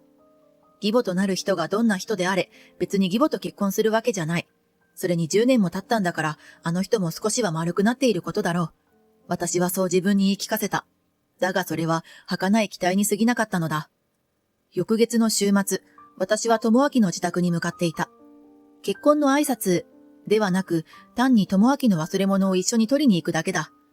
智明と来たら、映画館デートなのに肝心の映画のチケットを自宅に忘れてきてしまったのだ。おかげでゆっくりランチする時間もなくなってしまったけれど、まあいい。映画を見ながらホットドッグとポップコーンでも食べよう。ああ、なんとかギリギリ間に合いそうか。ちょっと待ってて、すぐに取ってくるから。自宅に着くなり智明は私にそう言い捨て、2階への階段をドタドタと登っていった。うるさいわね。智明？帰ってきたの？あら、あなた。智明の声を聞きつけて安江さんが玄関に出てきた。あ、はい、こんにちは。私が頭をペコリと下げると、安江さんはいきなり爆笑した。やったー !10 年前のあの子。あのぽっちゃりピッグちゃん。ぽっちゃりピッグとは私のことだろうか。あらあらあらまあ、まだ別れてなかったの？智明も物好きね。まだ同じ女と付き合ってるなんて思ってもみなかったわ。もっと若い女に乗り換えればいいのに。うすら笑いを浮かべたまま言う安江さんの言葉に私は耳を疑った。はだってそうでしょ？智明は入浴帰りのエリートよ。狙ってる女なんて相当いるでしょうよ。あなたも10年で少しは痩せたみたいだけど、その代わり劣化がね。10年前に20代だったなら、今じゃ30代？いやー、おばさんじゃないの。私が10年分劣化しているというなら、安江さんだって10年分劣化しているはずじゃないか。と思ったが、安江さんの見た目は10年前と全く変わっていなかった。美魔女ではなく、本当の魔女なのではないかと思ったほどだ。ねえ、ミヤさんだっけ？あなたも常識があるなら、自分から身を引いたっていいと思うのよね。自分が智明にふさわしいかどうか、胸に手を当てて考えてみなさ。その時、智明が再び階段をドタドタと駆け下りてきた。お待たせ。チケットなかなか見つからなくて手間取っちゃったよ。最後。あれ、母さんどうしたの？安江さんはしれっとした顔で答えた。なんでもないわよ。ほらほら、映画始まっちゃうんでしょ？急がないと。あ、そうだ。じゃ、ほら、ミヤ、行こう。智明が私の腕を掴んで、私を自宅から連れ出した。私は何も安江さんに言えず、そして、智明にも何も言えなかった。母親の発言を智明が知ったらどう思うだろう。智明を悲しませたくはなかった。しかし、このままじゃいけないことも分かっていた。あの母親がいたのでは、結婚しても幸せになんかなれっこない。でも、どうしたらいいんだろう。私にはそれが分からなかった。それからしばらくして、結婚の承諾を得るために、智明が私の家にやってきた。もちろん私の両親は OK だ。父親は本心では自分の見込んだ男と結婚して欲しかったらしい。しかし私が決めた人ならばと、私の意思を尊重してくれた。父からは一つお願いもされたが、それを叶えるか否かは私たちの自由だという。まあ、ひとまずはミヤの家はクリアか。次は来週末、俺の家だな。私の家を出た途端緊張が解けた智明が大きく伸びをしながら言った。うん。智明の家に行けば、あの安江さんがいる。私は安江さんに結婚の承諾を得なければならないのだ。大丈夫だろうか。私は不安になっていると智明が、大丈夫だって、俺が一緒なんだから。そう言ってもらえて少し不安が和らいだ。そして、いよいよ翌週の週末がやってきた。ドキドキする。なんだよミヤ、緊張してんの？何度も深呼吸を繰り返す私を見て、智明が笑った。気持ちはわかるよ。俺もミヤの家に挨拶に行くときにはすっげー緊張したしな。しかも相手はあの社長、お父さんだし。でも大丈夫だよ。うちの親は両方とも気さくなたちだからさ。ミヤも俺の母親には会ったことがあるからわかるだろ？会ったことがあるからこそ、あの安江さんだからこそ緊張してるんじゃないか。そう私は心の中で叫んだ。いやあ、いらっしゃい。あなたがみやさんだね。はじめまして、智明の父です。玄関を開けると、智明のお父様が優しく私を出迎えてくれた。あら、いらっしゃい。後ろから顔を出したのが安江さんだ。その姿を見て私はおののいた。化粧が濃い。まるでパーティーにでも出かけるような濃いメイク。目の周りなどラメ入りアイシャドウでギラギラしている。さすがに服装はパーティードレスではないが、感激にでも行きそうなファッションだ。これは私を歓迎する目的ではなく、女のマウントを取るための武装なんだろう。私はそっと自分の服装を見直した。服はよし。ストッキングも伝染してないし、アクセサリーだってカビではない。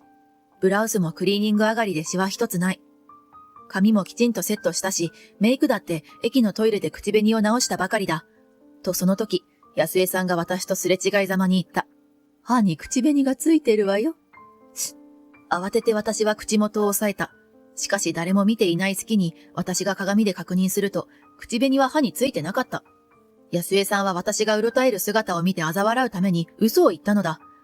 私はコンパクトをバッグに戻し、バッグの中のスマホをしばらく見つめていた。きっと今日の挨拶が私の運命を決めることになるだろう。そう思いながら、お茶を盆に乗せた安江さんがお父様と一緒にリビングに入ってきた。父さん母さん、ミヤを紹介するよ。俺が結婚したいと思っている人。とは言っても、母さんはもう会ったことがあるよね。智明が唇を切り、私は頭を下げた。ミヤと申します。至らぬ点もあるかと思いますが、よろしくお願いします。お父様が笑って言った。まあまあ、そんなに固くならないで。智明が選んだ人であれば、私たち親がどうこういう話じゃないよ。うちの息子も至らぬところばかりで、ミヤさんにはご迷惑をおかけすることもあるかもしれないが、よろしく頼むよ。なあ、安江。お父様に話を振られた安江さんは慌てて笑った。そうね、ミヤさんよろしく。その後はお茶を飲みながら和やかに談笑が続いた。私はほっとしていた。安江さんが結婚に反対するかと思っていたけど、どうやら無事にご挨拶は済みそうだ。あらやだ、こんな時間。しばらくの談笑の後、安江さんが壁の時計を見ながら言った。ごめんなさいね。今日はなんだかバタバタしていて、夕飯の支度もできなかったの。お寿司を取るからちょっと待っていて。ねえ、智明。お父さんと一緒にお寿司屋さんに行って出前頼んできて。わざわざ頼みに行くの？電話で出前頼めばいいじゃん。普通は出前を取るときは電話で頼むのが当たり前だ。だっていつものお寿司屋さん、電話になかなか出ないんだもの。直接行った方が早いわよ。それにビールとワインも買ってきてほしいし、スーパーのつまみも。安江さんは智明とお父様を半ば無理やりソファーから立たせた。ほらほら、早くしないと遅くなっちゃうわよ。男同士二人で仲良く買い物行ってきて。安江さんの勢いに押されるようにして、智明とお父様は自宅を出て行った。どうして二人で行かせる必要があるのか、その理由はすぐに分かった。二人が出て行ってすぐ、安江さんは優しい母の仮面を脱ぎ捨てたのだ。ああ、とうとうここまで来ちゃったの？ほんとずうずうしい女よね。安江さんはどっかりとソファーで足を組んでいった。智明にはあんたみたいな女ふさわしくないって前から言ってたのに、自分から身を引くほどの分別もわきまえてないのね。だいたいね、智明だったらもっと美人で、もっと若い女が手に入るのよ。それを、まだ右も左もわからないうちに、年間女がつばつけて、一度狙った獲物は離さないってばかりに、のこのこ結婚の挨拶なんかに現れて。私は聞いた。私のどこがお気に召さないんでしょうか？全部よ、全部。美人でもないのに、私から智明を奪おうなんて、その考え自体が気に食わないのよ。私は反論した。でも、智明さんは私の顔を気に入ってくれてます。そりゃ自分だって絶世の美女だとは思ってませんが。安江さんは私をせせら笑った。だってね、もし智明に子供が生まれたら、私の孫ってことになるのよ。可愛い子じゃなきゃとても孫だなんて思えないわ。せっかく美男子の種をもらってイケメンの子を産んだのに、その配偶者が貧相な顔してたら DNA が薄まっちゃうじゃないの。そして安江さんは私に鼻息が吹きかかるぐらい顔を近づけた。いい？もし智明と結婚したって、私はあんたのこと嫁だなんて認めないからね。結婚した後でも何とかして別れさせてやる。そしたらもっと若くて私と同じくらい美人な女を私が見つけてやるわ。まあでも私と同じくらい美人はなかなか見つからないでしょうけどね。私は横に置いた自分のバッグを固く握りしめた。じゃあお母様は私がこの場を去ればご満足なんですか？そうね。さっさといなくなって永久に消えてくれればと思うわ。わかりました。私は答えた。お母様のご言いつけ通りにします。そうそう、そうすればいいのよ。言っとくけど、友明や夫にチクっても無駄よ。私はいつも低粛な妻で優しい母だから、誰も信じようとはしないわ。そして安江さんはソファーから立ち上がって私を見下ろし言ったのだ。その汚い面を二度と見せるな。目が汚れる。するとそこへ玄関の開く音が聞こえた。ただいま。すると安江さんはいきなりわっと泣き出した。ちょっと？私がおろおろしていると、リビングに入ってきた男二人にこう訴えたのだ。ひどい。ミヤさんたら、あなたたちがいない間に私のことをケチョンケチョンに罵ったのよ。私、とてもミヤさんと仲良くなんてなれそうにないわ。はぁ？私は驚愕した。私が一体いつ、安江さんをケチョンケチョンに罵ったというのだ。ミヤさんたら、私たちが年をとっても介護なんてまっぴらごめんだって。むしろ早く天国に行っちゃった方がいいなんてそんなこと言うのよ。それに、ボケたらひどい扱いをするなんて。ああ、これ以上私には言えないわ。あなた、怖い。そう言って安江さんはお父様にすがりついた。なんてことをミヤさん。お父様は眉を潜めながら私に言った。いい人そうに見えたが、そんな乱暴なことを言う人だったとは。違います。私はそんなこと言ってません。むしろこっちは暴言を吐かれた方です。私が反論しようとすると、安江さんが泣きながら叫んだ。嘘つき。私がそんな失礼な人間だとでも思うの？だったら証拠を出しなさいよ。そうだ。妻が嘘を言うとは思えない。お父様はすっかり安江さんの味方のようだ。智明が何か言おうとしたが、私は智明を制した。証拠というならば、私がお母様に暴言を吐いた証拠もありませんよね。そうなるな。私の冷静な反論にお父様も気をされたようだ。お互い何の証拠もなければ言った言わないの水かけ論にしかなりませんが、残念ながらこっちの証拠はあります。安江さんは驚きのあまり泣き真似をやめて叫んだ。まさか私が証拠を持っているとは夢にも思わなかったらしい。ここに来た時からスマホのレコーダーで録音しておいたんです。これまでのお母様の何回かの発言からこんなこともあろうかと思って、用心しておいてよかったです。何回かって？私の言葉に智明は驚いたようだ。論より証拠。私はバッグからスマホを取り出し、音声レコーダーの再生スイッチを押した。いけずうずうしい女よね。豊島女があなたのこと嫁だなんて認めないからね。永久に消えて、その汚い面を二度と見せるな。リビングに安江さんの醜い暴言が響き渡った。やめなさいよ。安江さんは私に襲いかかったが、智明が安江さんを取り押さえた。母さんやめろよ。智明、これは何かの間違いよ。ミヤさんが私を陥れようとして。母さん、もうやめてくれよ。智明の目には涙が滲んでいた。自分の母親がこんなひどい人間だったことを知って情けないのだろう。智明には同情するが、だからといってもう後戻りはできない。私は10年前に安江さんにお会いしてから何度もひどい暴言を浴びせられてきました。それは安江さんが美人で私が人並みの容姿だから。でもいくら顔が美しくても心根が醜い人を私は義母だとは思いたくありません。ですから、智明さんと結婚はせず、お望み通り二度と参りません。待ってくれ、宮さん。妻がすまなかった。もう一度話し合おう。お父様が慌てて頭を下げたが、智明は言った。もう無理だよ、父さん。宮だけじゃない。俺だってもう、こんな女を母親だとは認めたくない。父さんだって、母さんとも父さんとも、もう家族ではいたくないだろ。だから、宮のお父さんのお願い通り、宮の家に婿養子に入ることにする。安江さんが叫んだ。宮のお父さんは、俺が今勤めている会社の社長なんだ。だから宮は会社の同期でもあるけど、社長令嬢ってわけ。こないだ宮の家にご挨拶に行った時、お父さんから婿養子を懇願されてたんだ。会社の後継ぎとして。どうするか迷ってたけど、たった今決めた。宮の名字になり、向こうの家の者として生きていくよ。待って、智明。じゃあ、この家は？母さん、俺がこの家を告げるとでも？本気でそう思ってるの？智明は泣いていた。横にいるお父様は智明の肩を叩いていった。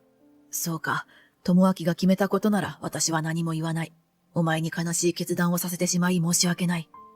安江には文句を言わさないよう、私がしっかり言い含めておくから。私は口を挟んだ。はい。それはよろしくお願いしますと言いたいところなのですが。は？怪げそうにお父様は顔を上げた。どうやらお父様はさっきの録音の一部しか聞こえていなかったようだ。智明はちゃんと聞いてショックを受けていたのに。智明にもう一度聞かせるのは酷だけど、真実は明かさなければ。私は心を鬼にしていった。お父様はこれから先、多分お忙しくなるんじゃないかと思うんです。多分 DNA 鑑定とか色々必要になってくるでしょうから。そして私は再度、スマホの再生ボタンを押した。やめて！ストップ！聞いちゃダメ！何が再生されるかを悟った安江さんが慌てて私を止めようとした。けどもう遅い。せっかく美男子の種をもらってイケメンの子を産んだのに、その配偶者が貧相な顔してたら DNA が薄まっちゃうじゃないの。スマホから流れてきた安江さんの声を聞くなり、お父様の顔が般若になった。そこからの騒ぎはもう思い出したくもない。お父様は安江さんに掴みかかり、智明と私は必死でお父様を止め、安江さんは泣き叫ぶ。あまりの騒ぎに近所が通報して警察がやってきたほどだ。そして数ヶ月後、私と智明は結婚。智明は宣言通り婿養子となり、同時に母親と絶縁した。ただし智明は父親とは絶縁していない。実の親子関係は DNA 鑑定で否定されたが、それでも30年以上親子として暮らしてきた情がある。今後智明と私の間に子供が生まれたら、孫の顔を見せに会いに行くつもりだ。お父様と安江さんは離婚するそうだ。安江さんは実家に追い返され、実家でも邪険にされて追い出されたらしく、今では消息も知れない。まあ、あの人のことだから、どこに行っても人の悪口ばかり吐いて嫌われるに違いないけど。何不自由ない暮らしをしていた頃は、美魔女をキープできてた安江さん。この先の苦労で美魔女も劣化して、単なる魔女になりそうだな。そう思ってる。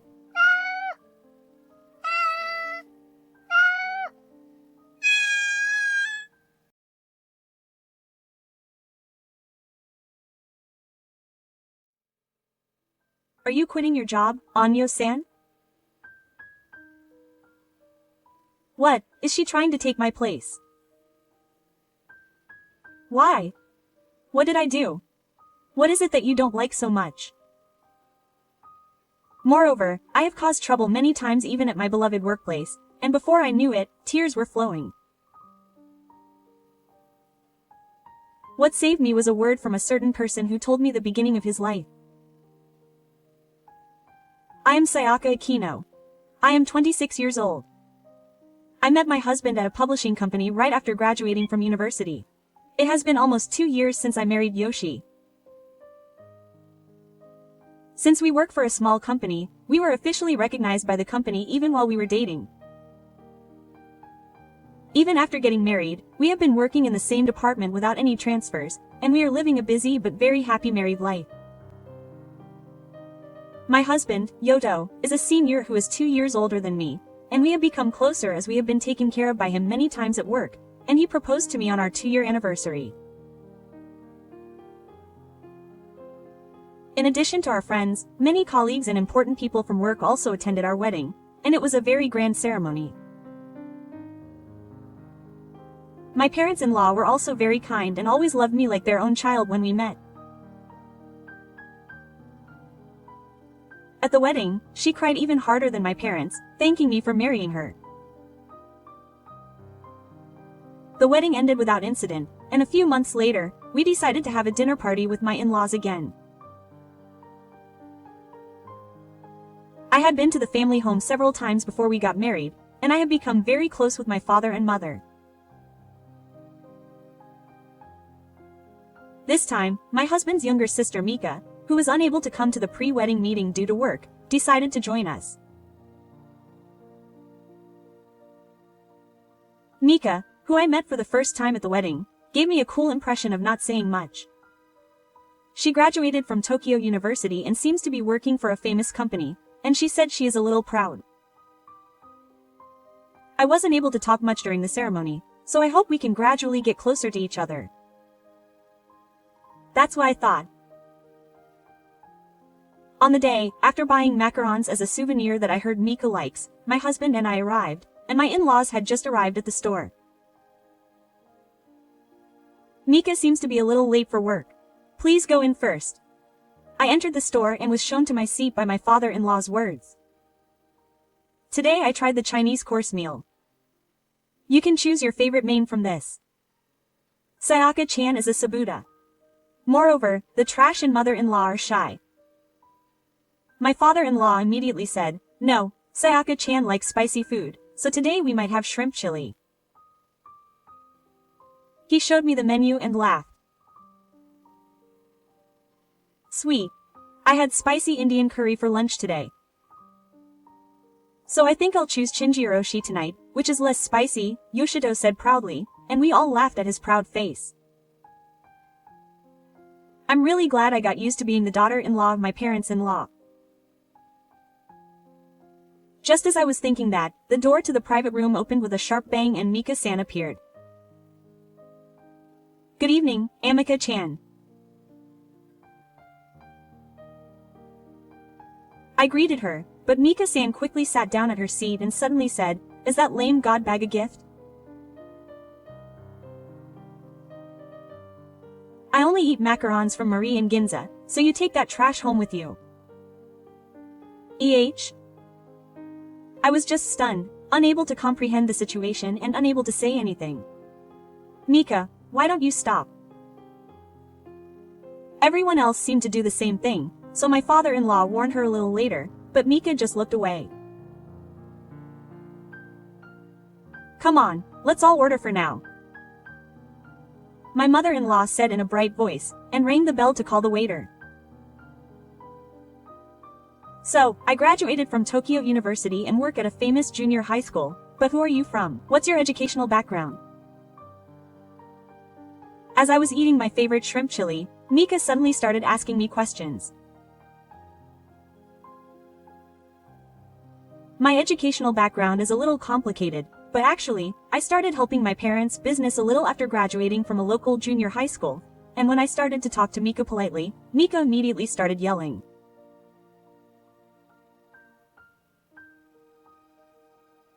Wait, does that mean your highest level of education is junior high school? Impossible, impossible, impossible. Mika was clapping her hands happily for some reason. Brother, I always thought you were stupid, but who knew you were this stupid? No, listen to the end of my story. Mika smiles, but Yoshito assures her, but no matter how touching the reason may be, it's stupid to marry a junior high school dropout. What about parents? Making your child work after only a junior high school dropout is a hereditary trait. Mika smiles with tears in her eyes. Tell me more. The story of your wife's stupid parents. Sayaka, you don't have to tell me anymore. Sorry. Mika asks further, but Yoshito immediately responds. Mika, stop it. More importantly, Sayaka, the shrimp chili here is delicious. My father-in-law went over to change the atmosphere, grinning more than usual. He said good things about me, but I couldn't stop feeling uneasy about my parents being spoken ill of. But I couldn't argue with my parents-in-law, who were trying to make the dinner party as good as possible.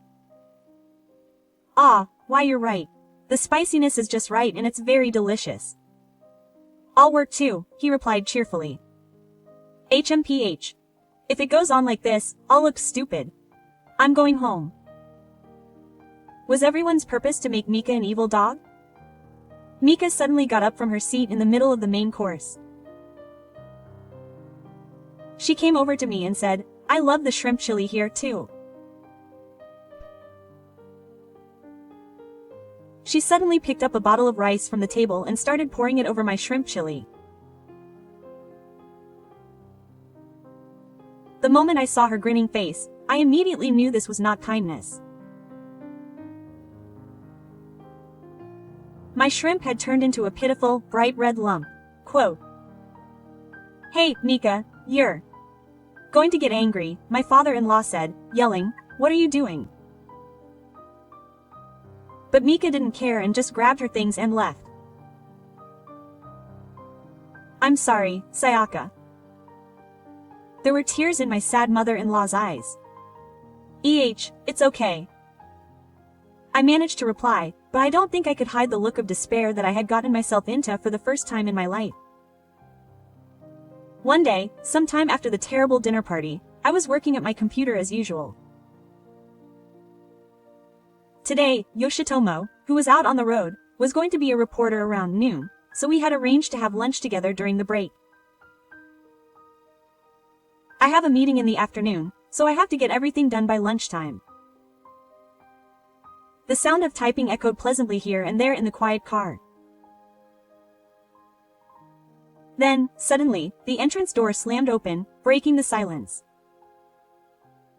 Wow! This is where idiots work. The person who came in saying that was undoubtedly Yoshima Mika.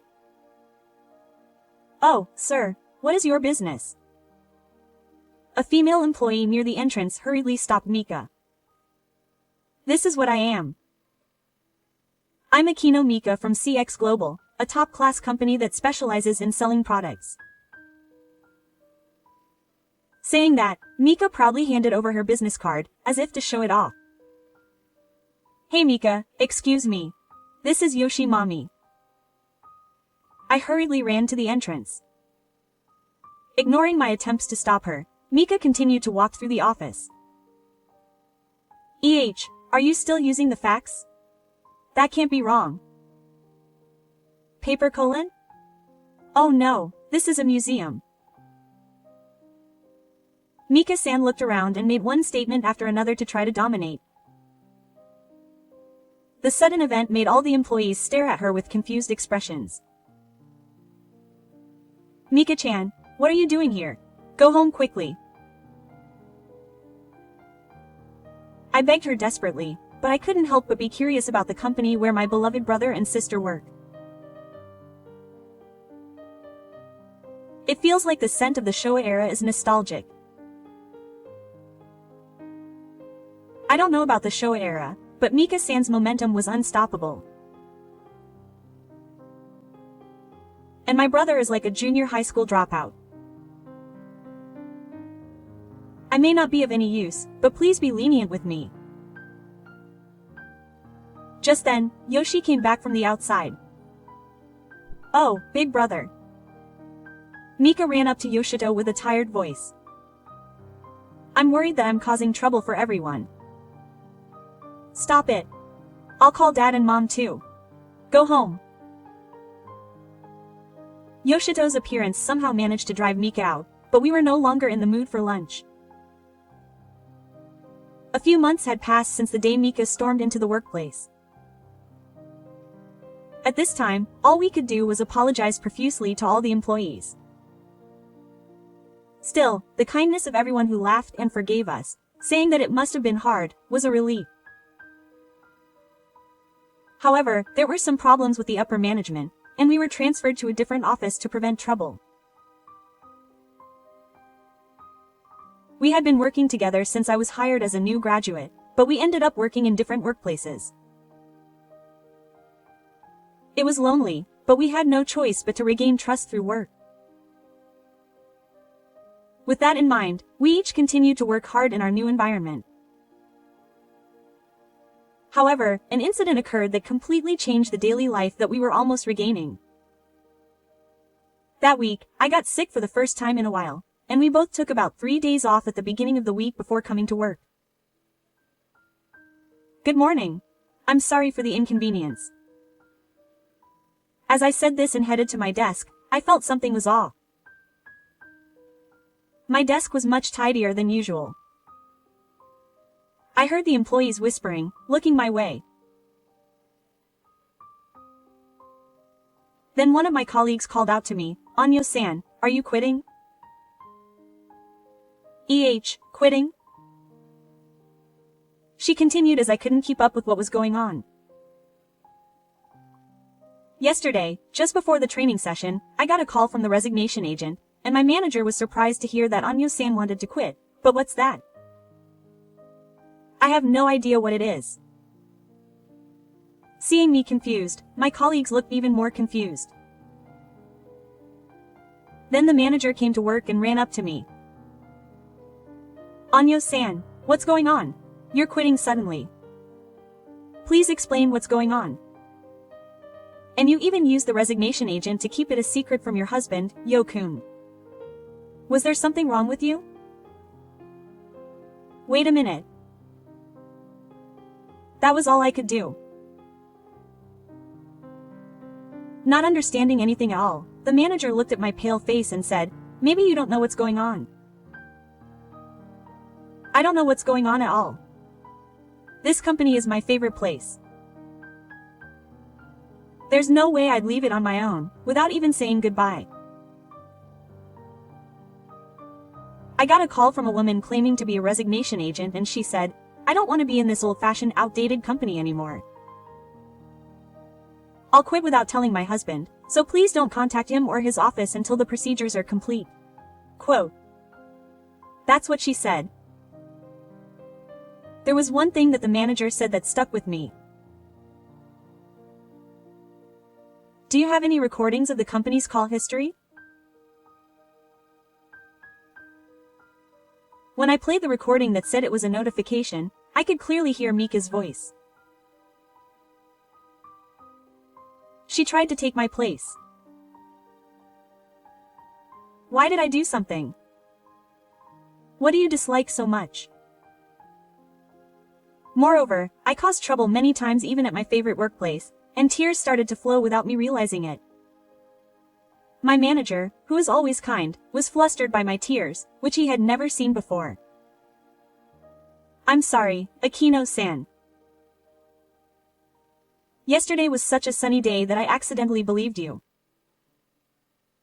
No, I'm really sorry for all the troubles. If I keep crying, I'll just cause more trouble for the company.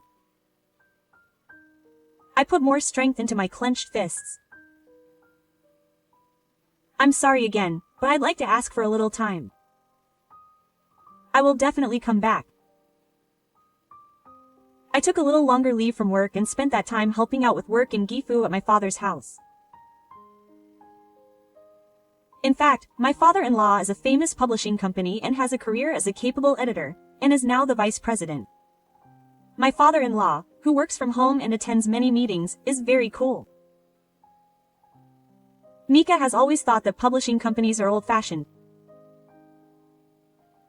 It seems that she had no interest at all, saying that now is the digital age, but Yoshi wants to become a great editor like his father-in-law someday, and is gaining experience by joining a different company than his father-in-law.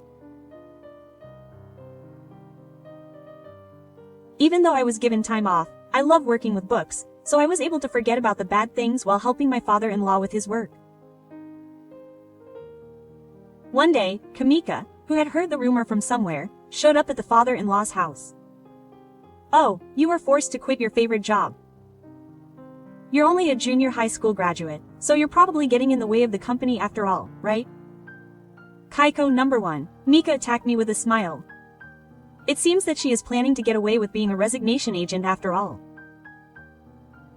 Mika, stop it. Mika approached me, grinning, without even listening to my father-in-law's words. Hey, aren't you a burden on society now that you're not even working? I feel sorry for your brother.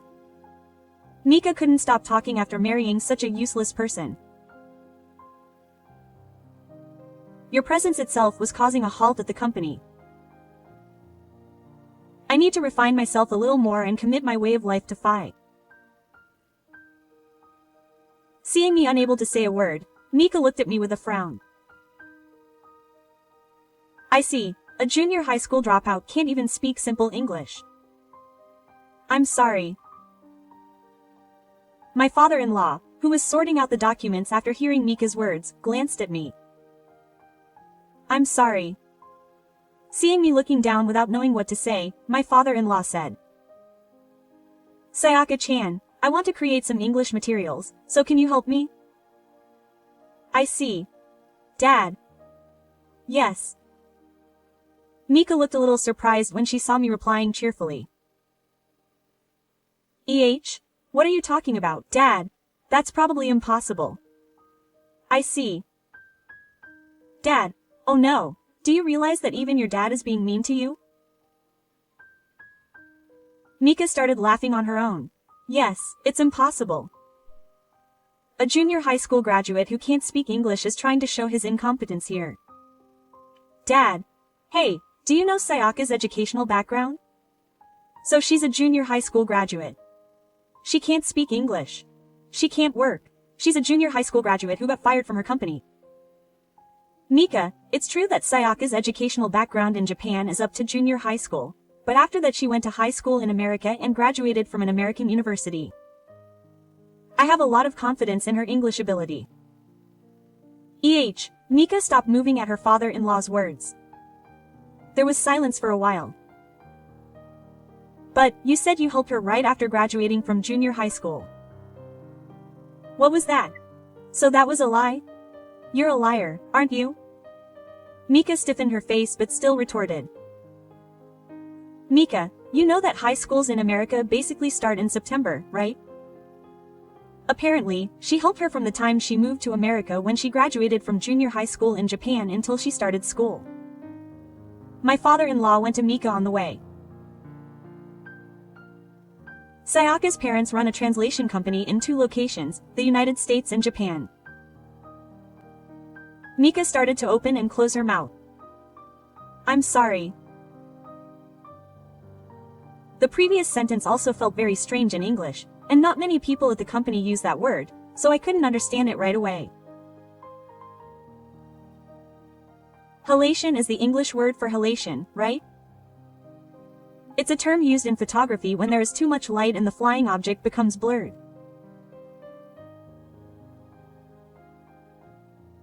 In Japanese, it translates to management, but I was worried about the fact that it was so bright that it blurred the surroundings, but you know, it's not a big deal to say American university, right?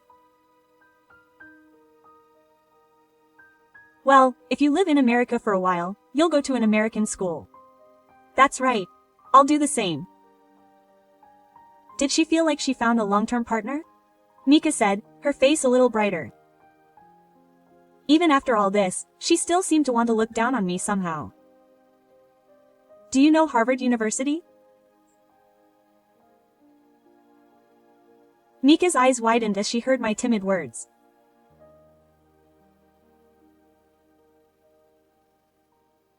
Since it's Harvard University, I'm going to have them read this English literature, extract the necessary parts to create the materials, translate them, and organize them. Mika, can you do that? Gifu added insult to injury. Mika, who was taken aback by what he heard, argued back. Wait a minute. Maybe I can do it too. Sorry, but I'm also from Tokyo University. I've read a lot of English literature. Mika kept asking, and her father-in-law said. It's an astronomy literature, but do you understand it as an economics department? Astronomy? Mika's eyes widened. Right. What am I hiding? I love space. I entered Harvard University, which has a famous astronomy department, to study it. After returning to Japan and joining a publisher, I have occasionally been involved in creating and editing books about space, making use of my English skills. But even though you graduated from Harvard, why didn't you end up at a small Japanese publishing company without a brain? I explained it carefully to Mika, who continued to press me. Yes, it may be a small publishing company. But for me, it was because of that company that I was able to properly acquire astronomy knowledge and English. At a big company, I would have been buried in literary work. But there, I was entrusted with everything from planning to editing and translation. So my likes and strengths were properly evaluated. It was a small company, but I was able to stand there on my own. That is what I am most proud of. On the other hand, Mika-chan, what about you? Why are you doing your current job? Do you enjoy your work? Mika got angry at my answer and started yelling. What's that? You're a brainless flower garden, aren't you? After all, you're a timid, light-hearted fool. Think carefully with that decorative head. In the end, it's the title that society values. Look at it. Even if you say you graduated from Harvard, in reality, it's an unknown Japanese publishing company. I definitely earn more than you. I answered with a laugh at the reaction I expected. Oh, sorry. The astronomy book I published the other day. I got a tax for translating and supervising, so my annual income has gone up a little. My father's company partnered with us to sell it, and it became #1 in the bookstore. You may not have known because it's a specialized book, but today Yoshito, who was supposed to be out on a business trip, appeared with a bang. And when he saw me, he hugged me tightly. He thought Sayaka was here, so he left work and came running over. Oh, Dad and Mika were there too. Just in time. There's some news. The astronomy book that Sayaka supervised the other day has been recommended by the Ministry of Education, Culture, Sports, Science and Technology, and it seems that it may be adopted as a supplementary textbook in high schools. You're going to be busy again. When my father-in-law heard that, he smiled. Mika, no matter how small the publishing company, you can do big jobs. A person's value can't be measured by their title. But, well, in your case, even with your title, Tokyo University is still a little inferior to Harvard University in Japan. I ended up confirming it on the contrary, as my father-in-law looked troubled and surprised. No, it doesn't matter if your father graduated from Tokyo University or Harvard University. In the first place, Japanese and American universities, and even their faculties, are different, so there's no point in comparing them. What's important is what you learn there and how you apply it to your life. Isn't that right? Mika was savoring the innermost part of the story like in a manga. Sayaka-chan is right. By the way, Sayaka-chan's hometown seems to follow it. Did you hear? I was keeping quiet so that I could properly celebrate next time. My father-in-law casually told me something outrageous. Oh, really? Yoshito, who seemed to already know that, added to my surprised reaction. Right, that's right. And what's more, it will have a obi from this gun hat. Mika, who was already in the middle of the day, tried to get involved somehow by forcing herself into the conversation. Wow. And it's just another obi for the publisher's self-satisfaction, isn't it? Professor Sasimoto from Tokyo University will write a recommendation. You know that too, right? Hearing that, Mika's mouth dropped open. Professor Sasimoto, could that be the same Professor Sasimoto? Mika's face was already pale. Tears were in her eyes. Yoshito added. Professor Sasimoto, who was called the Prince of Science, was a fan of Mika's in college and even went to visit his lab.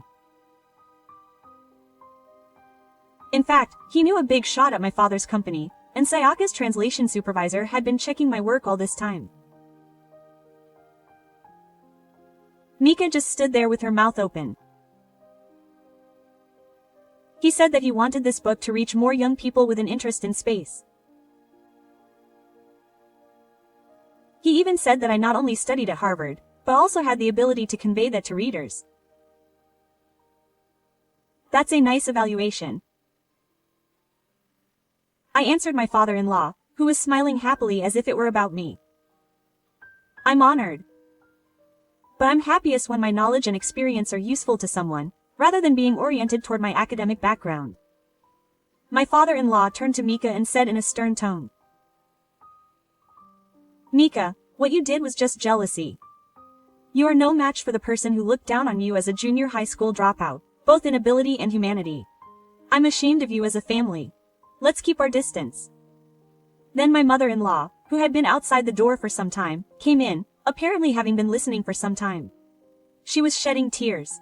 Mika stood there, surprised at the tears of her mother-in-law, who is always so kind. I heard the whole story. As a parent, I can't stand to see such a kind Sayaka-chan go through such a thing.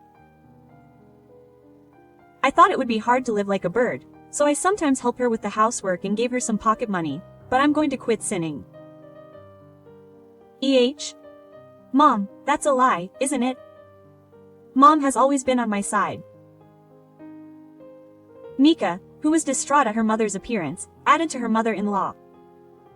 Yes, I thought I had to be on my daughter's side all the time, and spoiled her too much. Cool your head by yourself for a bit. Mom, I thought my brother was being deceived by a strange woman, and I thought it would be a disgrace to the family, so I thought I'd give it a try, and Mika tried desperately to make it work, but my stepfather told her off. Sayaka-chan, who you just assumed was a junior high school dropout and tried to crush, was better than anyone you've ever seen. You're the one who's embarrassing, because you can only see people by their academic background. Yoshitomo continued with it. I think academic background is something to use, not something to flaunt. But whether you can notice the difference depends on what kind of person you are, rather than what school you went to. I respect Sayaka. It's not just her academic background. I love her humanity. Become someone who can be loved by someone. While I was left dumbfounded by the words, I love you, which she had never said to me even when we were alone, Mika grabbed her luggage without saying anything and left the family home with a thud. Sayaka-chan, once again, thank you so much for cooperating with our plan. My father-in-law said, lifting the glass of beer and toasting again. It's okay. Thank you very much for protecting me, your daughter-in-law, instead of your real daughter Mika-chan. I thought she was a cute girl, so I spoiled her too much. I'm really sorry that I made Sayaka-chan pay the price. My father-in-law said sadly.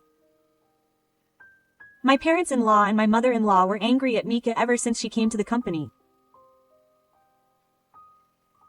Still, it was me who stopped her from cutting ties with everyone, thinking that it would be a pity to have to take her pride.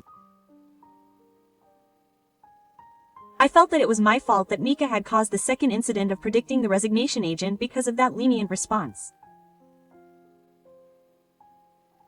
I thought that Mika would come to me if she found out that I had quit my job and was at my parents' house, so I was planning with Riff to reveal the truth when Mika came.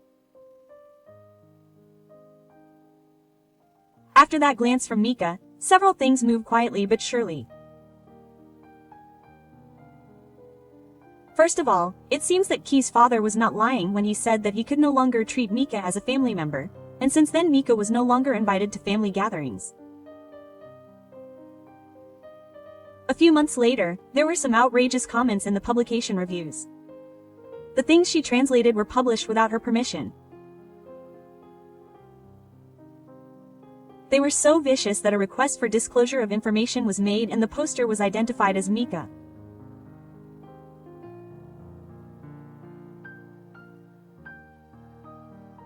Well, I mean, we knew 99% that it was Mika, but Mika was identified by SNS users, and it seems that the rumor reached her workplace and she was forced to quit. She was a self-destructive type until the very end. After that, she started looking for a job, but it was unfair that she was forced to quit all her jobs during the interviews. She justified herself with mysterious arguments that she was not at fault and became completely closed off, and she said that her parents' support was cut off, and now she is barely making ends meet at a small construction company where she finally got a job, despite being scolded by a junior high school dropout who is younger than her. Only once did Mika come to our house to ask for help. My life is a mess because of you. He shouted through the intercom, saying, take responsibility. Yoshito said calmly and quietly. It was you who looked down on Sayaka's life, competed with her, and fell down on your own. If you're going to take responsibility, isn't it yourself? Mikawa snorted. He would keep saying, idiot, and then go home, and never showed up in front of us again.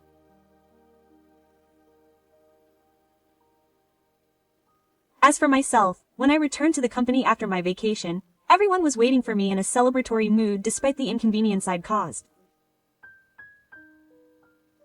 After that, when the astronomy book was officially included in the Ministry of Education, Culture, Sports, Science and Technology's recommended list, inquiries flooded in from high schools all over the country.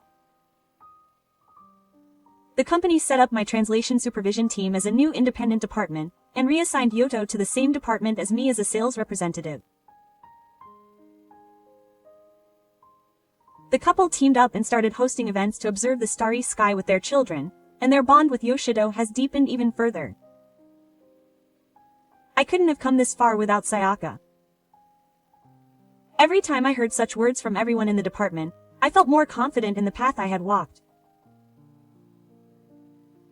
And then a few more years later. Hey, Mom. What's that name?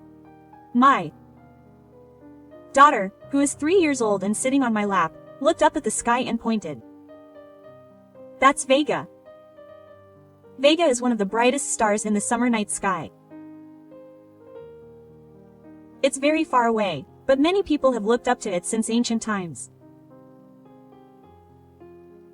I looked up at the sky, following my daughter's small fingertips. Also, Vega is also called Orihime. Once a year, you can meet a man's star called Hikoboshi across the Amano River. Isn't that wonderful? When Yoshido added, my daughter smiled. Just like Sena and Rikun. We can't meet on holidays, but we can meet again at the nursery school. Rikun, where is that Germany? First. I laughed at the voice getting a little louder. My daughter laughed at the sight, not really understanding it. Next fall, this child's little brother is due to be born. I hope their future will be even brighter and more wonderful than Vega's.「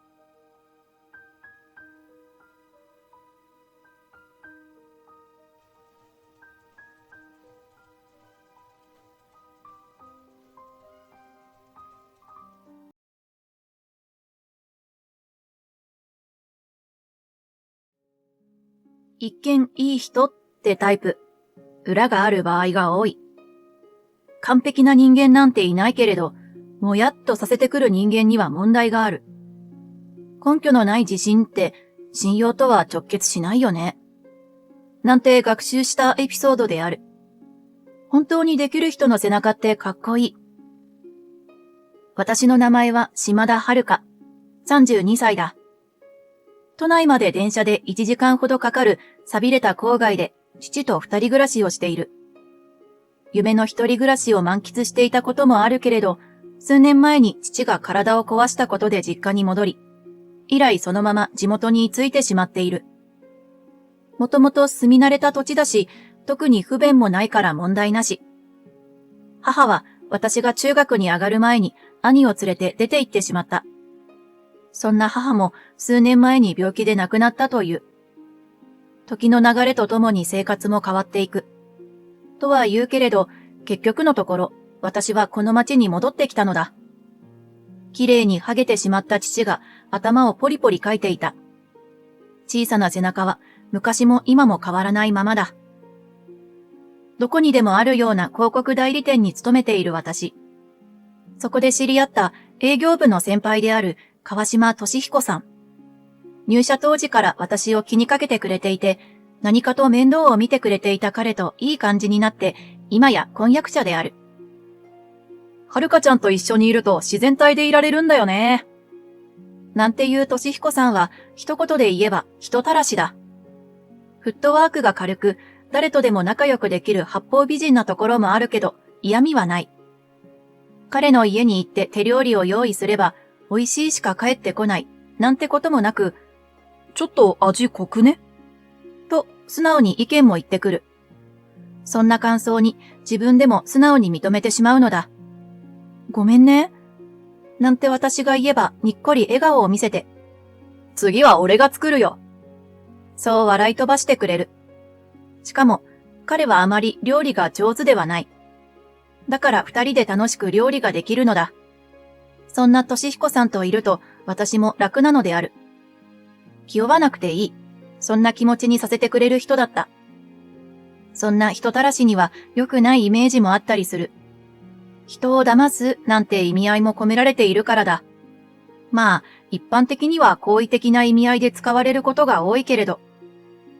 ある日のクライアントへの説明会の時だった。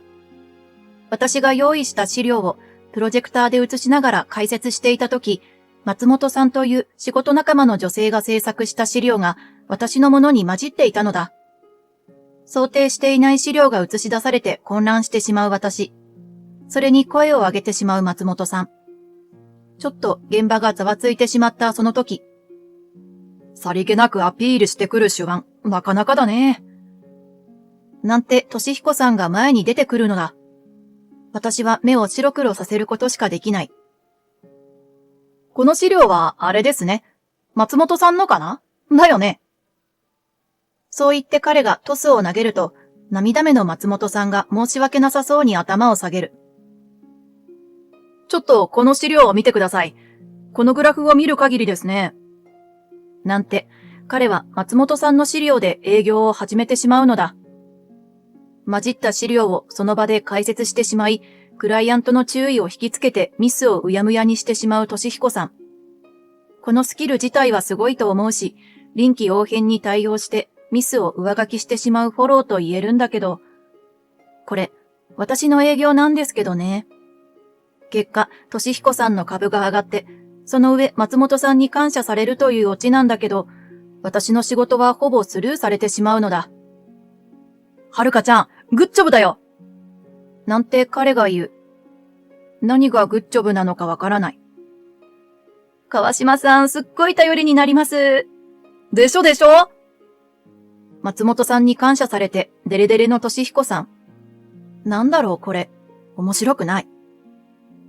私はなんとなく納得いかなくて膨れてしまう。すると仕事終わりに彼に飲みに誘われるのだ。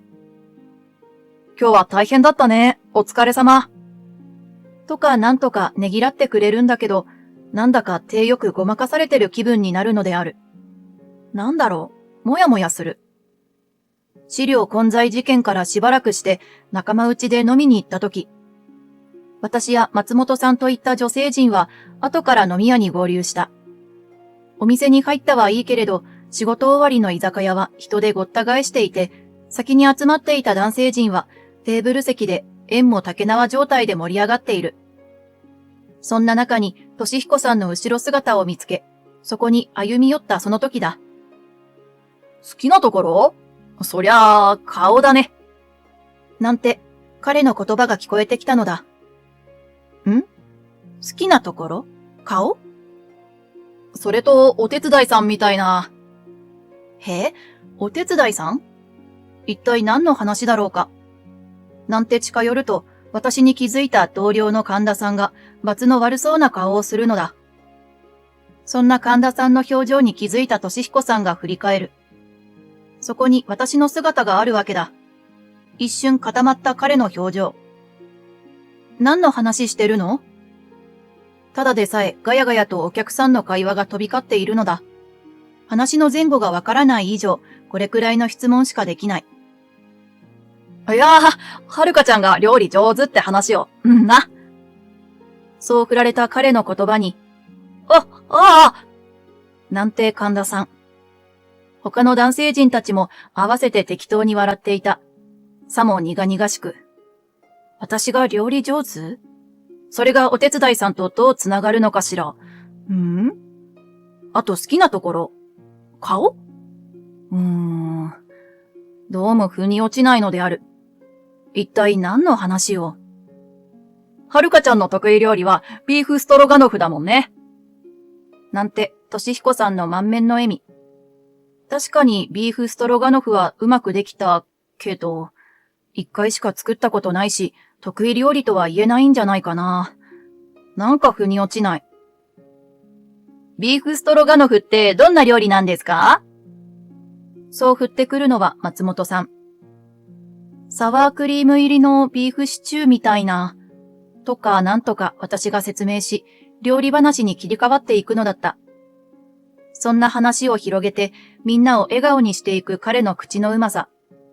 人たらしとはよく言ったものだと本当に感心するんだけど、やっぱりどうも腑に落ちない俊彦さんの態度。アフターフォローに優れ、ムードメーカーで人気者な彼だけど、お調子者という面もある。遊び人なんていう悪いイメージこそないけれど、ちょっとしたうさんくささがあるのも事実だった。ずっと一緒にいてほしい、なんて言われ、その時は OK したんだけど、彼の隣にいると気楽なんだけど、もやっと感もすごいのだ。このうまく言いくるめられてる感じ。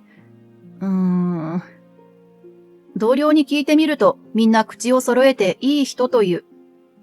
この人に決めちゃって本当に大丈夫かな。川島俊彦。どうももやっと感が拭えない人物なのである。気にしすぎだろうか、どうなんだろうか。彼の実家は岩手。なので、まずはうちの父に紹介するのが手間にならない。ということで、都内から車で1時間ちょっと、うちの最寄り駅までやってきた俊彦さん。私もその車に同乗し、ざっと案内しながら街を回った。普通の街だね。普通だね。彼の言葉に嫌味はない。実際その通りでもあるし、私の地元はどこにでもあるような普通のベッドタウンだ。簡素で変わり映えのない景色。だけど落ち着く、そんな街。海もなければ山もない。平坦にも程があるわ。だけど平和、そんな街。市道を抜けた一角、寂れた区域に入っていった。そこら辺に止めちゃって、空き地の横。枯れ草が生い茂る、駐車場跡地みたいな空き地の横に止められた車。まばらな雑木林が視界をかすめ、薄い雲が空を覆っていた。俊彦さんの表情が硬いのはなんとなくわかっていた。空き地の隣に車を止めてちょっと歩くと、平屋が続く一帯が見えてくる。市営住宅だ。私の実家はそんな一帯を望む一角にある。簡素な平屋建て。猫の額ほどの庭に物干し竿。瓦屋根に汚れた壁。家をぐるりと囲む枯れた雑草は伸び放題。斜めに傾いたポストにはマジックで書かれた名前、島田茂。父の名だ。胸を張って言いたいのはこの家、築40年で私より年上なのである。いや、これはないわ。俊彦さんの顔が引きずっていた。ない？さすがに引くっしょ、こんなの。気まずい空気が流れていた。引かれたって困るんですけどね。お父さんいるけど？いるって言われてもね。紹介することは父に説明してあるのだが、彼はそこから前に進む気がなさそうだ。うんざりしたように私が住む実家と一帯を眺め見ている。もうなんか嫌な気分だ。このジジババとかは何なの？そっちは市営住宅。うちは違うけど。同じ形状の平屋が区画一帯に並んでいた。今日は日曜ともあって、道端で話し込んでいるお年寄りもちらほらいる。それでもびっくりするほど静かだ。一緒だろこんなの。マジドン引き。さすがにないわ。一緒って何よ。うちは違うって言ってんじゃん。こっちも一瞬で気持ちが冷める。さすがにないのはお前の反応だろ？その露骨に軽蔑じみた顔。見下してくるような目。こんなド貧乏だと思わなかったわ。もう結婚はなしね。そう。まともに返事する気力も湧かなかった。彼に対しての落胆っぷりは半端ない。やっぱりこんな人だったのか。市営住宅？俺だったらこんなとこ恥ずかしくて住めないね。信じられない。腹の底から怒りがこみ上がってくる。うちは市営住宅じゃないって言ってんでしょうが。それに市営住宅だったらなんだって言うのさ。一帯に住む人たちはみんないい人で、私は昔からたくさんの祖父母に囲まれて育ってきたと思っている。私はそんなみんなが好きなのだ。華やかな都会の一人暮らしに憧れたことだってあるし、実際それもしていた。だけどそんな都会の隣人たちは他人行儀だし、どこか空虚感すらある。たくさんの人や雑踏に囲まれてなお、孤独感が募る一方なのだ。今ではここでのんびりした生活が妙に染みるのである。実家が寂れてるのは事実だけど、それを市営住宅と一緒にするのは入居者たちに失礼なだけ。この男の態度には心底うんざりだった。やだやだ。なんて、鼻でせせら笑ったクズ男の去ってゆく後ろ姿。あんな不愉快な背中もあるのね。気分が悪い。ヘドが出るわ。それから会社内で私の住居の噂が瞬く間に広がっていった。市営住宅に住む貧乏女。さすがクズ男、元井川島だ。もう名前で呼ぶ気になんてなれない。早速あちこちで吹いて回っている様子でげんなりである。ほんと最低。ほとんどの社員は市営住宅というキーワードに引っかかる。入居条件である収入額の点で私はそれに該当しないからだ。同居する人間の合計収入月額が15万8000円以下でないと入居はできない。川島のたわごとを信じない人もいたけれど、知識のない人は鵜呑みにしていた。障害のある家族が同居すると少し免除がつくので、どうやらお父さんは障害を持っている、などと誤解されている様子。うちの父はそんなんじゃありません。今日も綺麗におはげでピンピンしてます。しかもしっかり働いてるし、稼ぎは十分ですよ。家がボロいだけで。さらに言えば、いろんな事情があって、公営住宅に住んでいる人だってざらにいる。こんな噂をばらまいて笑い話にしている時点で、そういった人たちを敵に回し、自分へのヘイトを高めていることに男は気づいていない。私をチラ見しながら、ニヤニヤとそんな話を吹いて回る川島。これがこの男の本性なのだ。ゲスじみたおしゃべり番長。血管ビキビキだし、どうしてくれようか随分と考えたけれど、そんな噂も75日といったところでもある。ぐっとこらえて2月もすれば、誰も何も言わなくなるのだ。川島を懲らしめてやりたいけれど、そんなタイミングをつかめないまま、忙殺される日々が続いていた。その日、部署内がにわかに活気だった。久しぶりだね。出向していた佐々木部長が帰ってきたのだ。見た目は恰幅の良い、肥えたおじさまだけど、この人はとても優秀な人なのである。一段とお腹が大きくなったような印象だ。見た目で判断してはいけない。いい例でもある。休憩時間中、私と川島が部長の個室に呼び出された。川島と一緒って時点でもう嫌な気分でいっぱいなんですけどね。聞いたよ、島田さん。川島くんと結婚するんだってね。いつ？拍子抜けである。それ、いつの情報だ？私が訂正する間もなく。それがですね、部長。こいつん家に行ったんですけどね。これがまた。なんて、川島がしゃしゃり出てくる。私はもううんざりなのだ。川島くんは島田さんのお父さんに会ったんだね。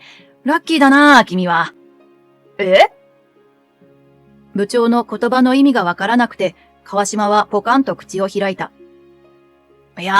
小説家の先生だよ。直木賞作家の。小説家の先生。それを聞いて、言葉を失った川島が、私と部長の顔を見比べる。顔出し NG な人だからね。羨ましい。実はこれ、秘密なのだ。私が入社する時の面接官だった佐々木部長。人事部長といったごく一部の会社の人間しかこの事実を知らない。それが露見すると、私を取り巻く周囲の目が変わること。さらに言えば、マスコミ嫌いの父によからぬ影響が出ること。部長が言ったように、父は顔出し NG なのだ。取り巻きに囲まれるのを極端に嫌がるし、テレビ取材なんてもってのほかでもある。うちの父は仕事となるとストイックすぎて面倒くさい人なのだ。編集者の人なんかが都内に近いマンションを探してきてくれたりするんだけど、父はここがいいと言って動こうとしない。まあ私は慣れているけれど。川島と私がダメになったことを知らない部長は、父と会った前提で話をしているわけだ。そうなんですよ。いい人だったな。とっさに話を合わせる川島の順応力に私は怯えてしまう。こうやって騙されたんだな、私。ヘラヘラ笑いながら私を見る川島を思いっきり睨みつけた。私がこの会社を辞めずに残っていたのは、部長にあらましを説明すること。そして川島の口を封じる機会を探していたためだ。どこからこの話が漏れるかわからない。直木賞作家の父に迷惑をかけることは絶対にあってはならないのだ。そんなこんなでランチタイム。私に誘われるまでもなくついてきた川島は、おごらせる前提で選んだちょっとお高めのイタリアンで息巻いてくる。俺、ちゃんとお父さんに挨拶しなくちゃ。あんたにお父さんって呼ばせる気なんてないわよ。またまた。この男、渾身の皮肉が効いていないのだ。鈍いにも程がある。そもそもあんたとはダメになったって言ってあるし。え？いや、よりが戻ったって言えばいいじゃん。そしてこの満面の笑みである。お前とよりを戻す気なんてさらさらないわ。無神経どころの話じゃない。もはやこいつ、頭のネジ飛んでる。ポンコツどころかガラクタ？はるかちゃん、俺の嫁にはぴったりじゃん。何様だ。美味しいはずのカルボナーラの味がしない。チョイスを間違えたわ。ちょっと待てば、俺だって課長になっちゃうし、優秀じゃん俺。さすがに頭が痛くなってくる。自意識過剰の勘違い野郎。ここまで来ると最強だ。もしかして、資料混在事件だって、川島がわざと紛れ込ませた可能性があるかも。仕事できるアピールしたかっただけ？だとしたら、ただのやべえやつである。この男のメンツをへし折ることなんてできるんだろうか。メンタルが鋼すぎる。逆に尊敬するわ。悩みなんてないんだろうな。能天気野郎。もうついてこないで。送るって言ってんじゃん。そう釣れなくすんなよ。そんなこんなで退社時間である。川島は今日一日中こんなだ。うざいにも程があるわ。私は電車通勤。そんな私を車で送るとしつこい川島はずっと私の後をついてくる。終始ずっと喋りかけてくる始末だ。まともに相手したらこいつのペースに引きずり込まれそうだった。あれから小判ザメのようについてくるこいつのせいでどう黙らせるかじっくり考える暇がなかった。イライラする。そして現在地は駅前ロータリーのイルミネーション前だ。いや、もうはるかちゃんしか見えない。マジなんだ。うすら寒いんですけど。口をついて出てしまった本音に、真面目な表情の川島は動じない。どれだけずぶといんだこの男。周囲はカップルで溢れ返っていた。このムードもへったくりもない、アンポンタンをどうにかしてほしい。なんて思っていたところだった。はるか。背後からの声に私は振り返った。そこにいた男性と目が合う。ちょうどよかった。紹介するね、としひこさん。川島を一別し、私はその男性の腕に抱きつく。こちら、秋人さん。今お付き合いしてる人。そんな私と秋人さんを代わる代わる見た川島が目を丸くした。秋人さんはちらっと私を見ると、目元をほころばせて川島に向き直った。はじめまして。長瀬秋人です。呆然と立ち尽くす川島。高身長でメガネをかけ、ロングコートを羽織る、インテリを絵に描いたような長瀬秋人さんが、爽やかな笑顔を見せる。彼氏。へえ。唐突でびっくりしたのだろう。自分より頭一つ大きい秋人さんを見上げた川島の方が引きつっていた。秋人さんは、わかりやすいインテリイケメンなのだ。長瀬さんは、ご職業は？医者です。心臓外科ですね。秋人さんが懐から差し出した名刺をおずおず受け取った川島。手震えてない？それもそうよね。心臓外科医だもんね。レベルが違うよね。レベチ。失礼ですけど、年齢は？35歳です。そう、川島と同い年。その時点で川島はちょっと泣きそうになっていた。比べちゃうよね、同い年だと。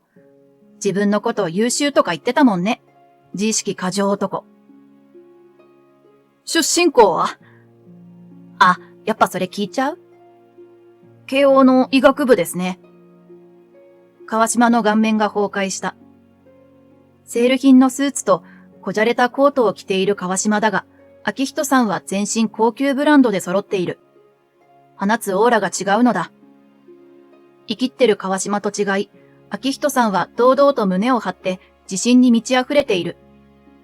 月とすっぽんどころか、ダイヤモンドと生ゴミといったところ。太刀打ちできる相手だと思ってんの？しっし、あっち行け！結婚前提、だよね。私の言葉に照れくさそうに微笑んだ昭仁さん。そんな私たちを見た川島。俺はお払い箱か？とっくにな。川島を支えていたプライドがガラガラと崩壊する音が聞こえてくるようだった。うなだれた川島がとぼとぼ情けない背中を見せて去ってゆく。ざまあない。すっきりした。これなら父のことを言いふらす気にもならないだろう。結婚前提ね。川島が去った後、そう苦笑いをした昭仁さんに。ごめんね、お兄ちゃん。私は小さく舌を出した。そう、永瀬昭仁とは私の兄なのだ。母と一緒に父の元を去った兄だけど、交流自体はずっとあったのである。永瀬は母のせいなのだ。兄とじっくり川島対策を練ろうと思って合流したんだけれど、とっさに協力してもらうことにしたのだ。こんな簡単な方法があったのね。さすがお医者さんともあって、兄は機転が利く。すぐさま状況を理解して婚約者を演じてくれたのだ。さすがお兄ちゃん。今更ちょっと照れくさくなって、私は抱きついた腕をほどいた。なんだか頬が熱い。変な気分だった。さて、何が食べたい？何でもいいぞ。お寿司、お高いやつ。そんな私の言葉に、兄はにやりと白い歯を見せた。まったく調子のいいやつだな。パーキングエリアに兄の車が止まっていた。黒いニュービートル。車で見栄を張る気はない。そんなところが可愛い人でもある。どんな時でも私の味方でいてくれる、最高にかっこよくて大好きな兄。この人が隣にいてくれると、私は無敵な気分になれるのだった。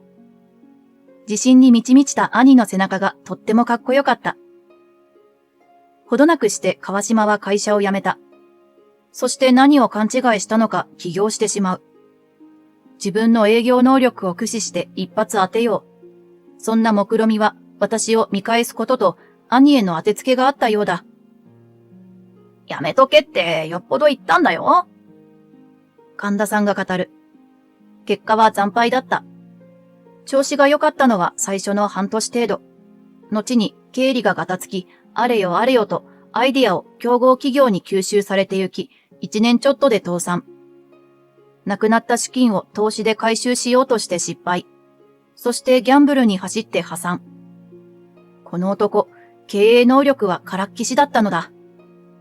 もうどこで何してるかわからないと神田さんが哀れんでいた。あいつ、どこからケチがついたんだろうな。多分、市営住宅を眺めた時からだと思う。縁があったんだよ、あそこと。未来の自分が見えてたのかもしれないね。父の小説がまた映画化された。施設出身の少年が這い上がっていく泥臭いサクセスストーリーで結構なヒットを収めた。原作はもっと骨太で読み応えあるんだけど、そんな作品を見てると私も頑張らなくちゃなんて奮起するのだ。最近になって兄が実家によく顔を出すようになった。父は兄の申し出を断り、ずっとこの地に住み続けると朗らかに笑った。そんな父と兄にふるい落とされそうで、必死になってしがみついて仕事を頑張っている私。目の前にある仕事を一つ一つこなしていても、なぜか達成感に満たされない日々が続いていたとき、父がこう言った。自分の居場所を見つけろ。ここは俺の場所。お前の場所はここじゃない。そんな言葉に私の視界が一気に広がった気がした。私は引っ越した。そして兄は独立して診療所を開いた。兄は自分の居場所を見つけたんだと思う。だから私も自分の居場所を探さないといけない。35歳になった今、私の気持ちはとても晴れやかだ。新しい彼氏が洋食店に勤めているのだ。いずれは独立を考えているという彼。私はそれを手伝おうと決心したからだ。会社を辞めても不安なんてない。ここが私の居場所。新天地に新しい婚約者。未来の旦那様の調理する背中が輝いて見えた。もやっと感なんてかけらもない。すがすがしくも晴れ晴れした気持ちだった。